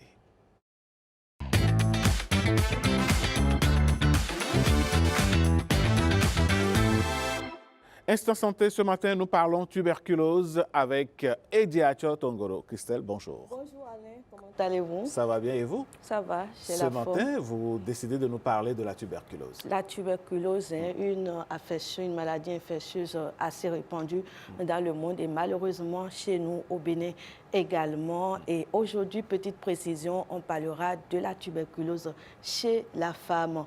Et je reçois ce matin donc le docteur Frédéric Alovo-Péou, médecin au programme national contre la tuberculose. Bonjour docteur. Bonjour madame. Merci d'être avec nous. Merci à vous aussi pour l'occasion que vous nous donnez de parler de la tuberculose. Alors la tuberculose, vous le savez, elle est très répandue, très présente plutôt aujourd'hui. Comment la définir exactement? Merci à vous. La tuberculose est une maladie qui est contagieuse, infectieuse, due à une bactérie qu'on appelle le Mycobacterium tuberculosis, communément connue sous le nom de bacille de Koch. D'accord. Voilà. Alors, avant de poursuivre, Alain, on va suivre ce petit témoignage, histoire de planter le décor. J'ai traîné quand même un état de santé affaibli pendant plus de 6 à 8 mois, puisque j'étais étudiant. Et lorsque j'avais les premiers symptômes, je ne savais pas que c'était les premiers symptômes. Donc du coup, je consultais pour le paludisme, pour la fièvre typhoïde, des infections. Quels symptômes vous avez? J'avais, je dirais, le corps chaud à partir de 17h, voire 18h, 19h. Et certes, la nuit, au bon milieu de la nuit, je toussais, mais pas trop. Mais j'avais également la sueur nocturne. Mais c'est avec le temps, avant de faire 6 mois sans le savoir, que j'ai commencé par maigrir de façon vraiment importante. Je n'avais pas du tout plus envie de manger. Du coup, on l'assimilait beaucoup plus au paludisme, à des infections ou bien à une fièvre typhoïde. Un jour, j'étais à la maison chez les parents quand une amie à mes parents était passée. Elle a fait appel 1 heure de temps. J'ai juste toussé 2 fois. Et vu déjà mon état, j'avais déjà fondu. Donc, elle a demandé, est-ce qu'on a fait le test de dépistage de la TB par hasard? On lui a dit non, mais que ce n'est pas possible, puisqu'on a fait déjà le VIH plus de 5-6 fois. C'était négatif. Elle a dit du moins, bon, qu'elle propose qu'on aille le faire. Et on l'a fait déjà le lendemain matin au CDT de Abomey, qu'on appelait Adjakito. Et c'est là que le test était positif et donc j'ai su que c'était la tuberculose. Ce témoignage, on le voit clairement, la tuberculose est confondue au paludisme. Quels symptômes doivent normalement inciter à consulter? Merci à vous. C'est vrai que la tuberculose peut partager certains signes symptômes avec le paludisme, notamment la fièvre qu'on va avoir chez les patients qui font la tuberculose. Mais notons que la tuberculose peut toucher tous les organes. Le poumon? Les poumons principalement, dans plus de 80% des cas. Et les manifestations que nous aurons lorsque ça touche les poumons, c'est d'abord et avant tout la toux. C'est une toux qui va traîner dans le temps. Le plus souvent, une toux qui commence par durer 2 semaines, 3 semaines. Il faut penser à consulter pour s'assurer que ce n'est pas la tuberculose ou bien autre chose. Cette toux peut s'associer parfois à des crachats de sang. La personne tousse et crache du sang. Ça, c'est déjà grave. Il ne faut pas attendre cet état avant de consulter. Mais d'autres signes que nous pouvons avoir, symptômes que on pourrait avoir, c'est un amaigrissement, c'est une fatigue ou bien une asthénie qui va traîner dans le temps, c'est la perte d'appétit. En dehors de ça, nous pouvons avoir la personne, qu'est-ce qu'il a dit, la transpiration nocturne, et sans oublier une fièvre qui va traîner dans le temps. Mais si ça évolue encore dans le temps, la personne peut commencer par avoir des difficultés à respirer. Mais il ne faut pas attendre cet état avant de consulter. C'est déjà grave en ce moment. Alors, on parle des états, docteur Alavok, mais est-ce qu'il y a un mode de vie, un mode d'hygiène qui favorise la survenue de cette maladie? C'est dans les préventions, Alain, on va y revenir si vous le permettez. Alors, tous ces signes se retrouvent-ils chez la femme ou bien il y a des spécificités selon le sexe? Il n'y a pas vraiment de spécificité en fonction du sexe, mais chez la femme, notamment lorsqu'elle est enceinte, vous savez, la grossesse est un moment où il y a des changements physiologiques chez la femme. Exactement. Ça peut favoriser le développement de la maladie chez la femme enceinte plutôt que les autres femmes. Mais aussi bien les hommes que les femmes, on partage, ce sont les mêmes manifestations qu'on aura au cours de la maladie. Parce qu'il y a certaines femmes qui maigrissent pendant la grossesse et qui se fatiguent en raison notamment des travaux domestiques. Est-ce que ce n'est pas des signes à confondre? Et si ça inquiète, il vaut mieux se rapprocher d'un centre de santé ou bien de son soignant pour qu'on explore. Sinon, on peut confondre ces états, mais les soignants sont avertis et savent qu'une toux qui commence à traîner dans le temps chez une femme enceinte, il faut consulter parce que c'est encore plus grave une femme enceinte qui fait la tuberculose chez elle. Mais les signes sont pratiquement similaires que chez le sujet. Mais de toutes les façons, ce qui devrait alerter, comme vous venez de le dire, c'est une toux de plus de 2 semaines. De plus de 2 semaines doit alerter, on doit consulter dans un centre de santé le plus proche. C'est ça. Alors, comme certaines maladies, enfin, les femmes sont prédisposées à faire certaines maladies, est-ce également le cas de la tuberculose? Il n'y a pas, tel que je vous ai dit, il n'y a pas de prédisposition particulière concernant la tuberculose pour la femme, chez la femme. Oui. On a pratiquement les mêmes phénomènes qui pourraient amener à développer, les mêmes facteurs qui pourraient favoriser le développement de la tuberculose chez tous les autres sujets, seraient les mêmes choses que chez la femme, chez les femmes. Il n'y a pas d'autres prédispositions particulières. En dehors de l'état de la grossesse, que je dis que c'est un moment où il y a en quelque sorte une faiblesse de l'immunité chez la femme qui pourrait favoriser le développement de la maladie. Très bien. Oui. Avant de parler traitement et prévention, docteur, quels sont les facteurs de risque de la tuberculose? Merci. Les facteurs de risque de la tuberculose sont nombreux. Mais on va insister sur quelques facteurs simplement. Notamment dans notre contexte ici, c'est surtout la sous-alimentation, la malnutrition. La sous-alimentation. D'accord. Qui dépend, notamment, c'est parce que les gens sont pauvres, qui ne mangent pas bien. Pourquoi? Parce que ça affaiblit le système immunitaire. Ça affaiblit, parce que si on ne mange pas bien, on n'apporte pas les protéines nécessaires pour notre défense. Ce qui fait que si la bactérie rentre facilement, ça peut passer à l'étape maladie.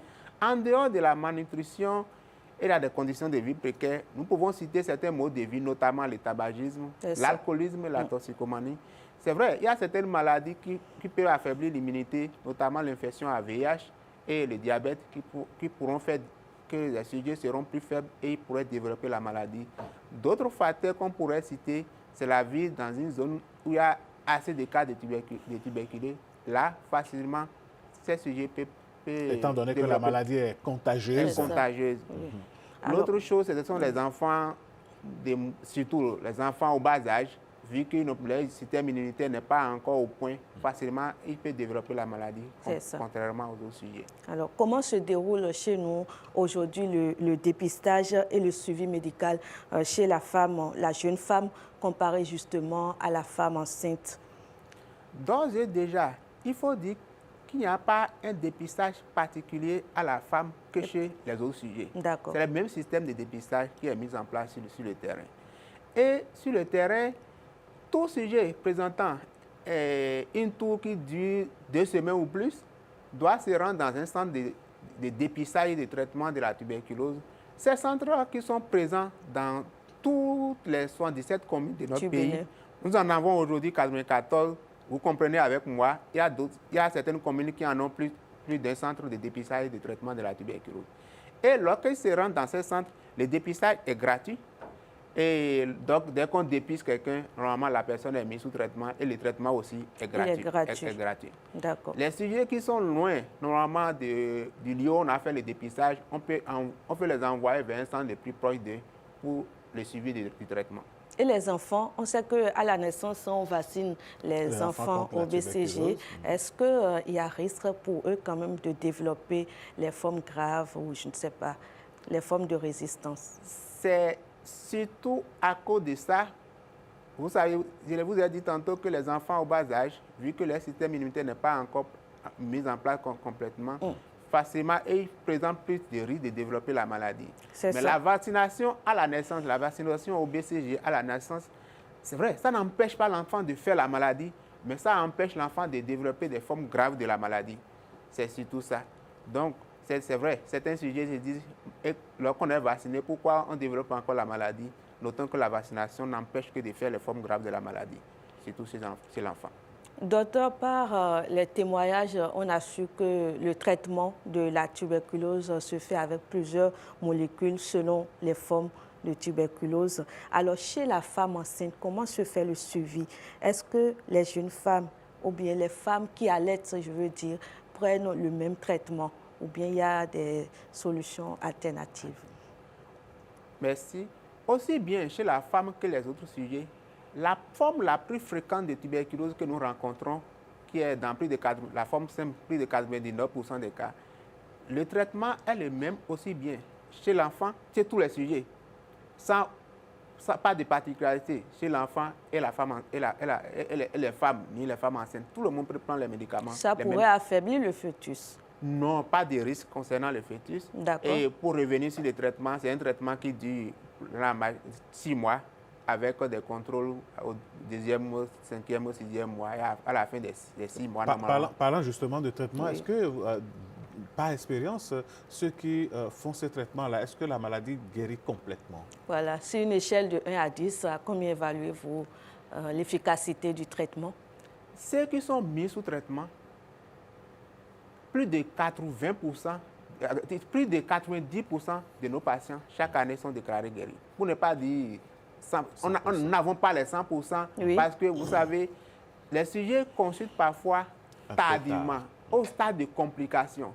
Et c'est notamment ces sujets qui ont des complications qui parfois meurent au cours du traitement, ou soit qui ont d'autres facteurs associés, notamment une infection à VIH.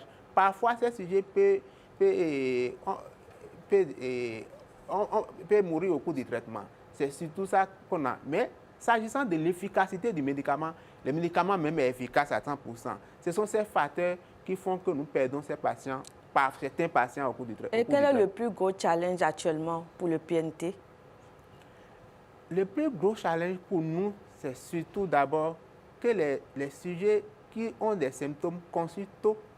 Pour qu'on ait, nous envisageons normalement 100% de guérison. succès thérapeutique chez nous.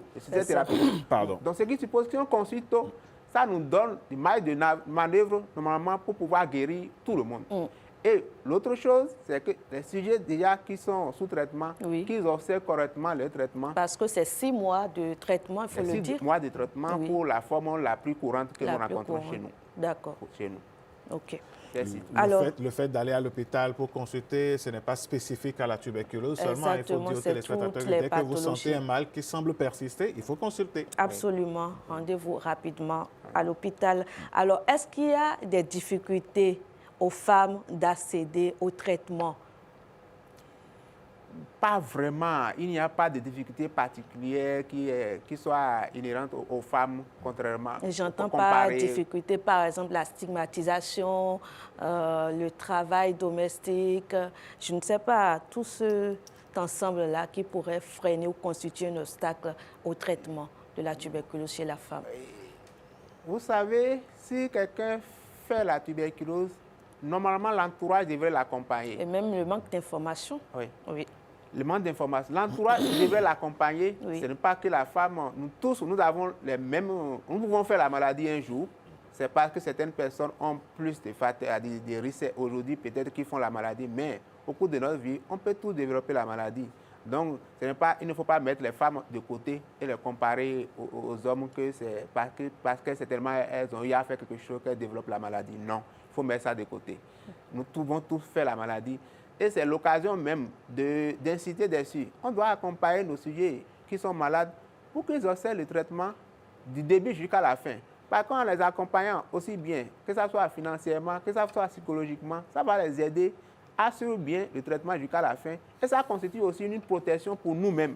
Oui, c'est dans l'intérêt de la famille de soutenir le malade, puisque, étant donné que la maladie est contagieuse, plus vite la personne guérit, et plus la sécurité s'installe dans la famille. C'est bien ça. Mais tout le monde ne le comprend pas ainsi. C'est pour ça l'occasion que vous nous donnez d'inciter dessus, c'est important pour que les gens comprennent. Si on supporte, si on accompagne un patient qui est sous traitement jusqu'à sa guérison, ça aide non seulement la famille, mais l'entourage professionnel aussi, pour éviter la stigmatisation. C'est ça, parce qu'un patient tuberculeux non diagnostiqué, c'est un danger simplement pour son entourage. Et on en vient maintenant à cette question de Alain, la prévention. Comment prévenir la maladie? Merci beaucoup.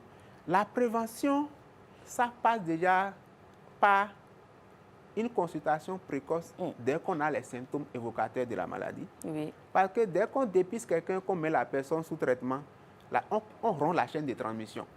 Ça permet de protéger déjà l'entourage. L'autre forme de prévention, c'est d'abord d'agir sur les autres facteurs de risque.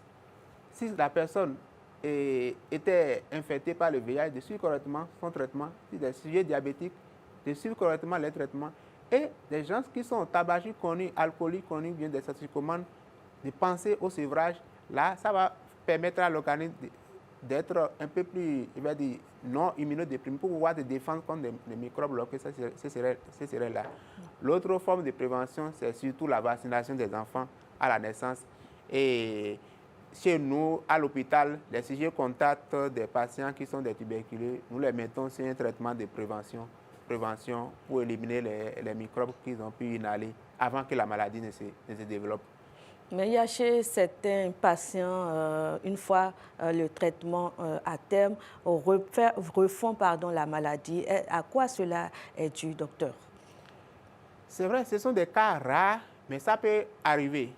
Le plus souvent, c'est lorsque les sujets ont été irréguliers au cours du premier traitement. Ça, le plus souvent, c'est ce qu'on peut constater. Mais parfois, c'est parce que la personne a une forme résistante du microbe que le premier traitement, les médicaments les couramment utilisés n'ont pas pu agir sur ce microbe. Donc là, si il considère, on va pousser les tests plus loin pour savoir quelle forme de microbe la personne développe pour pouvoir donner le traitement qu'il faut. Sinon, dans la majeure partie des cas, ceux qui suivent correctement les traitements de première intention du début jusqu'à la fin, normalement, ces sujets guérissent. Mais si, par exemple, tu as été infecté, contaminé par quelqu'un qui avait une forme résistante, on ne l'a pas su dès le début. C'est vrai, ça peut sembler avoir une amélioration vers la fin, mais la personne peut faire ce qu'on appelle une rechute, ce qui peut arriver. Mais il y a des traitements pour toutes les formes. Nous, on incite déjà, dès le début, de suivre quelqu'un qui est mis sous traitement, n'a qu'à observer son traitement correctement du début à la fin. Oui, pour éviter des cicatrices. Non seulement, s'il ne suit pas correctement son traitement, tu peux décéder au cours du traitement. Toi, tu peux guérir avec des cicatrices massives au niveau des poumons, ce qui va faire le lit à plusieurs infections par la suite, même malgré que tu sois guéri, et une incapacité respiratoire qu'on pourrait avoir chez ces sujets-là qui n'ont pas suivi correctement le traitement de début jusqu'à la base. Alors, est-ce qu'on peut avoir un sujet qui a la bactérie, qui contracte la maladie et ne pas la développer pendant longtemps? C'est-à-dire des porteurs sains, comme on le dit dans votre jargon. Oui. Lorsque nous avions parlé des facteurs de risque, nous avions dit que c'est majoritairement des facteurs qui sont responsables d'immunodépression. C'est ça. Et ce n'est pas le jour qu'on est infecté qu'on développe la maladie nécessairement. On peut être infecté, on peut inhaler et ne jamais faire la maladie. Si son organisme est immunocompétent, la personne peut se défendre et éliminer les germes lui-même. Mais s'il arrivait que d'un jour à l'autre, dans la vie de la personne avait eu un facteur favorisant qui a pu affaiblir son immunité, Le microbe qui était là, à l'état quiescent, peut se réveiller maintenant et la personne va développer la maladie en son temps. Comment on peut inhaler les microbes et ne jamais faire la maladie aussi? Ne jamais faire la maladie parce que ses défenses immunitaires sont au point. Oui. Voilà, donc Alain, je retiens que la tuberculose se dépiste, se traite et se prévient. Voilà, et se guérit sur tout ça. Et que le traitement est gratuit. Est gratuit dans tous les CDT, c'est ça? Oui, dans tous les centres de dépistage et de traitement de la tuberculose, le traitement est gratuit. D'accord. Mais ça nécessite quand même l'accompagnement des parents parce que pour la gestion parfois des complications, ou bien pour le déplacement du lieu de résidence vers l'hôpital pour prendre son traitement. Parfois, certains n'ont pas des moyens qu'il faut pour se déplacer. C'est pour cela qu'on va inciter que pour l'accompagnement des parents proches, de les supporter aussi bien financièrement que psychologiquement, parce que c'est en les supportant, on se protège soi-même. D'accord. Merci. Merci, docteur, pour toutes ces précisions. Alors, mesdames, on n'attendait plus. Dès que vous avez une tour de plus de 2 semaines, rendez-vous rapidement dans le centre de traitement le plus proche pour éviter de ne pas mettre en danger votre entourage et vous-même en premier. Voilà, Alain, c'en est fini pour aujourd'hui. Je vous retrouve demain, toujours avec le même plaisir. Merci, Ediacho Tongodo. On sait désormais ce qu'il faut faire, surtout quand on tousse un peu plus d'1 semaine ou de 2 semaines. Il faut faire très attention. Allez, nous, on ne tousse pas ici. Il y a quelques cas qui peuvent arriver comme ça, donc ce n'est pas de la tuberculose. C'est naturel. C'est naturel, ça. Allez. Merci, docteur Alawakmeou. On vous souhaite une très bonne journée. Merci beaucoup à vous. Allez, mesdames, messieurs, nous allons prendre une toute petite pause, le temps de respirer un coup et de revenir.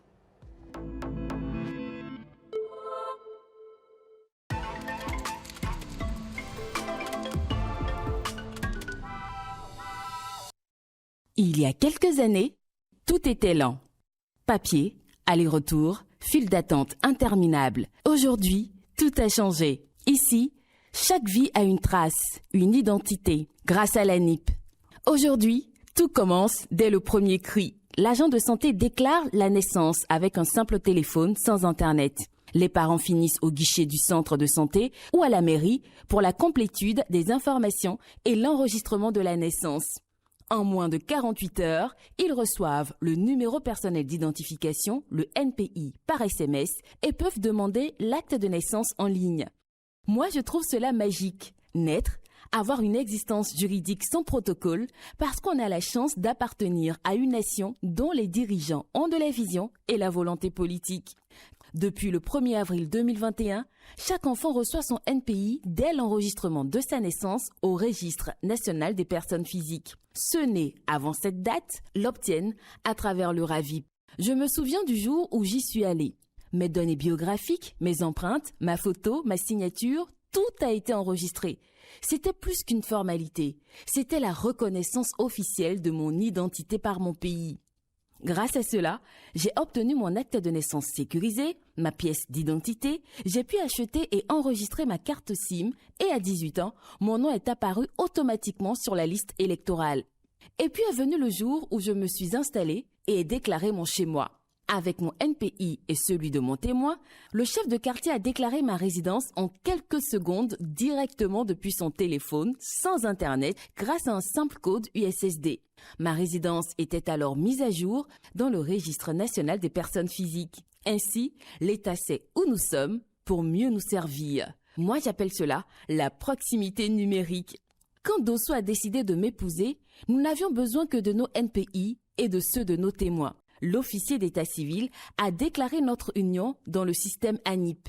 En quelques secondes, notre mariage était enregistré, lié à nos identités et nous avons reçu notre acte sans aucune tracasserie. Même l'amour a sa place dans le numérique.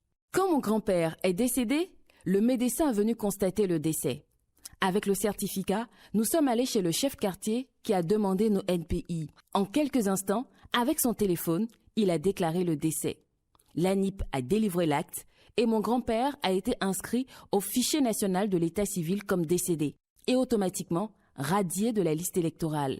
Les registres se mettent à jour en temps réel pour que chaque vie soit respectée et comptée. La vie continue et parfois la mémoire nous joue des tours. On oublie son NPI? Pas de panique. Un simple code USSD, le site web de l'ANIP ou l'application anip.bj et tout revient en un clic. Parce qu'aujourd'hui, au Bénin, la technologie ne remplace pas l'humain, elle le relie.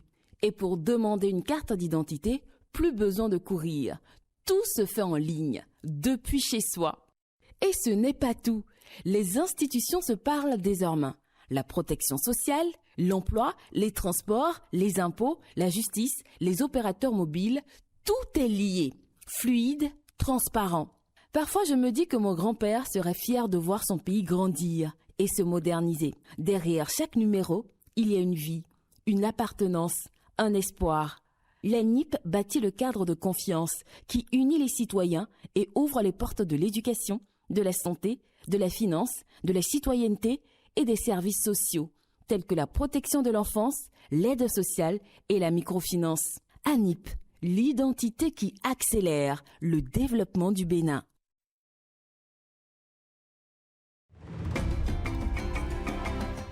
Ils sont partout, dans les boutiques, à la maison, à l'école, et nos enfants en raffolent. Les aliments ultra transformés, biscuits, bonbons, nouilles instantanées, chips, boissons sucrées, snacks, gâteaux, pizzas industriels, les saucisses et saucissons. Ce sont des aliments fabriqués par l'industrie dont la composition naturelle a été fortement modifié. Le problème, bien qu'il soit facile d'accès, pratique et prêt à être consommé, les aliments ultra transformés contiennent très peu de nutriments utiles, presque pas de vitamines, presque pas de fibres, mais en revanche, ils sont très riches en sucre, en sel, en mauvaise graisse, en colorants et additifs chimiques, ce qui ne fait aucun bien à la santé.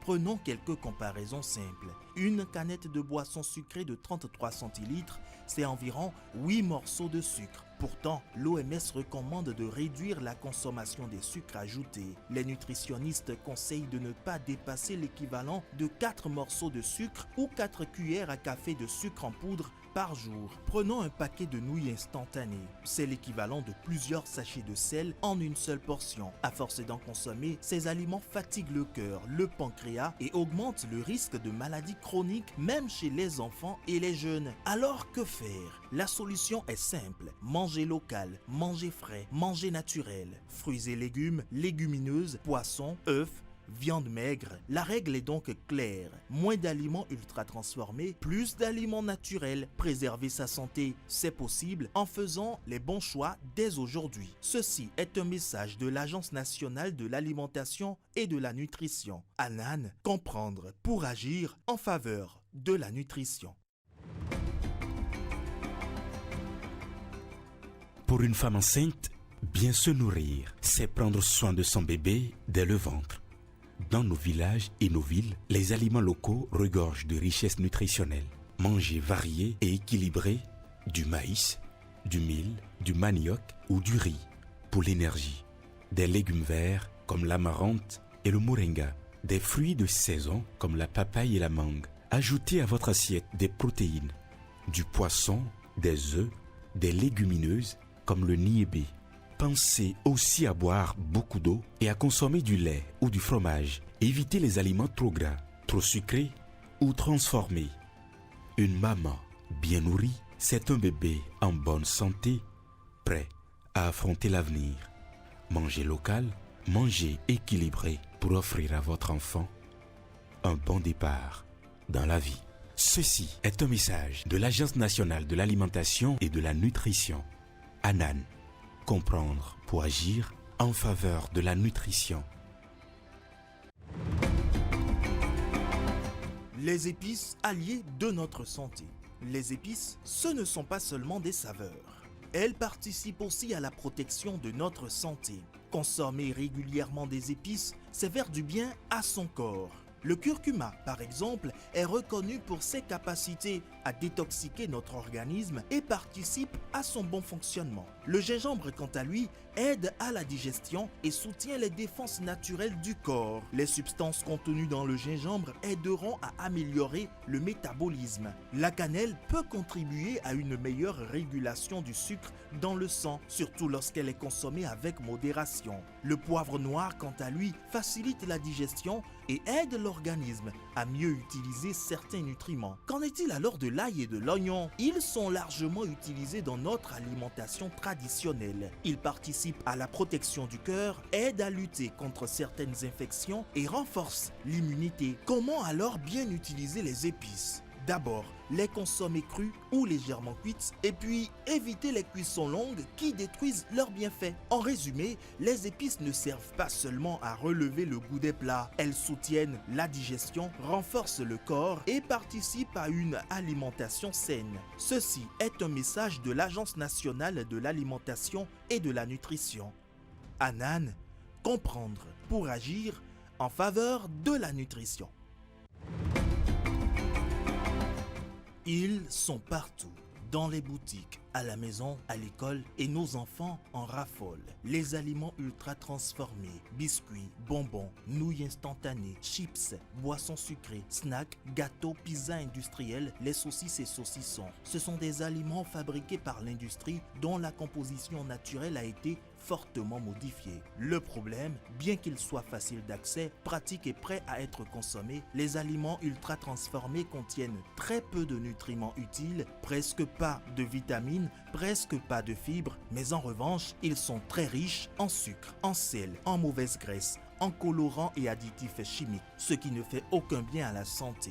Prenons quelques comparaisons simples. Une canette de boisson sucrée de 33 centilitres, c'est environ 8 morceaux de sucre. Pourtant, l'OMS recommande de réduire la consommation des sucres ajoutés. Les nutritionnistes conseillent de ne pas dépasser l'équivalent de 4 morceaux de sucre ou 4 cuillères à café de sucre en poudre par jour. Prenons un paquet de nouilles instantanées. C'est l'équivalent de plusieurs sachets de sel en une seule portion. À force d'en consommer, ces aliments fatiguent le cœur, le pancréas et augmentent le risque de maladies chroniques même chez les enfants et les jeunes. Alors que faire? La solution est simple. Manger local, manger frais, manger naturel. Fruits et légumes, légumineuses, poissons, œufs, viande maigre. La règle est donc claire. Moins d'aliments ultra transformés, plus d'aliments naturels. Préserver sa santé, c'est possible en faisant les bons choix dès aujourd'hui. Ceci est un message de l'Agence nationale de l'alimentation et de la nutrition. ANAN, comprendre pour agir en faveur de la nutrition.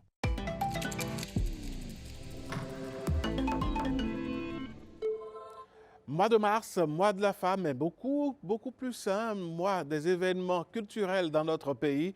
Dans cet élément qu'on va vous proposer à nouveau, Karamat Agbataou nous demande de prendre rendez-vous. Voici les dates importantes. Mars, viens jouer, c'est le 3e mois, écoute attentivement. Mars, viens. Bonjour à tous, Mars est là, avec lui plusieurs événements qui seront à la une des programmations. Nous embarquons tous dans ce mois des luttes et des espoirs, un mois engagé et fort symbolique puisqu'il est associé à l'engagement, à la réflexion et aux causes sociales. L'exemple du 8 mars où le monde entier célèbre la journée internationale des droits des femmes. Moment fort de plaidoyer pour l'égalité et l'autonomie. Le 21 mars, Benin Showbiz Awards avec la remise de prix aux gagnants et le 15 mars, Benin Gospel Awards. Rendez-vous pris et l'autre rendez-vous qui ne manque presque pas dans l'émission Bonjour le Bénin, c'est bel et bien la revue de presse avec Marcella Rossi.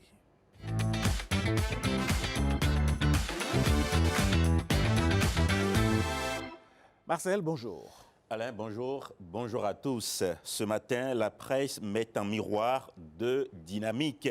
D'un côté, la mobilisation, la conquête, la stratégie du chiffre. De l'autre, la traversée du désert, l'usure du temps, l'épreuve de la fidélité. Fraternité met en relief cette marée de plus de 300 mouvements venus des 12 départements du pays. Leaders d'opinion, présidents d'associations, opérateurs économiques, simples fan club, tous affichent une même détermination, mettre fin à la dispersion. Fraternité fera tout de même un constat lucide. Les partis traditionnels de la mouvance, l'Union progressiste, le Renouveau et le Bloc républicain ne suffisent plus à embrasser tout l'électorat. Alors, face à l'abstention chronique, une plateforme naît, une plateforme qui orchestre la mobilisation autour du duo Wadaini Talata. L'objectif, 75% de participation, mais derrière Le chiffre, il y a une stratégie, proximité, sensibilisation, quadrillage du terrain. Le matinal, lui, accélère le tempo et décrit un dispositif inédit, un maillage national où chaque mouvement couvre sa zone et transforme chaque militant en relais d'opinion.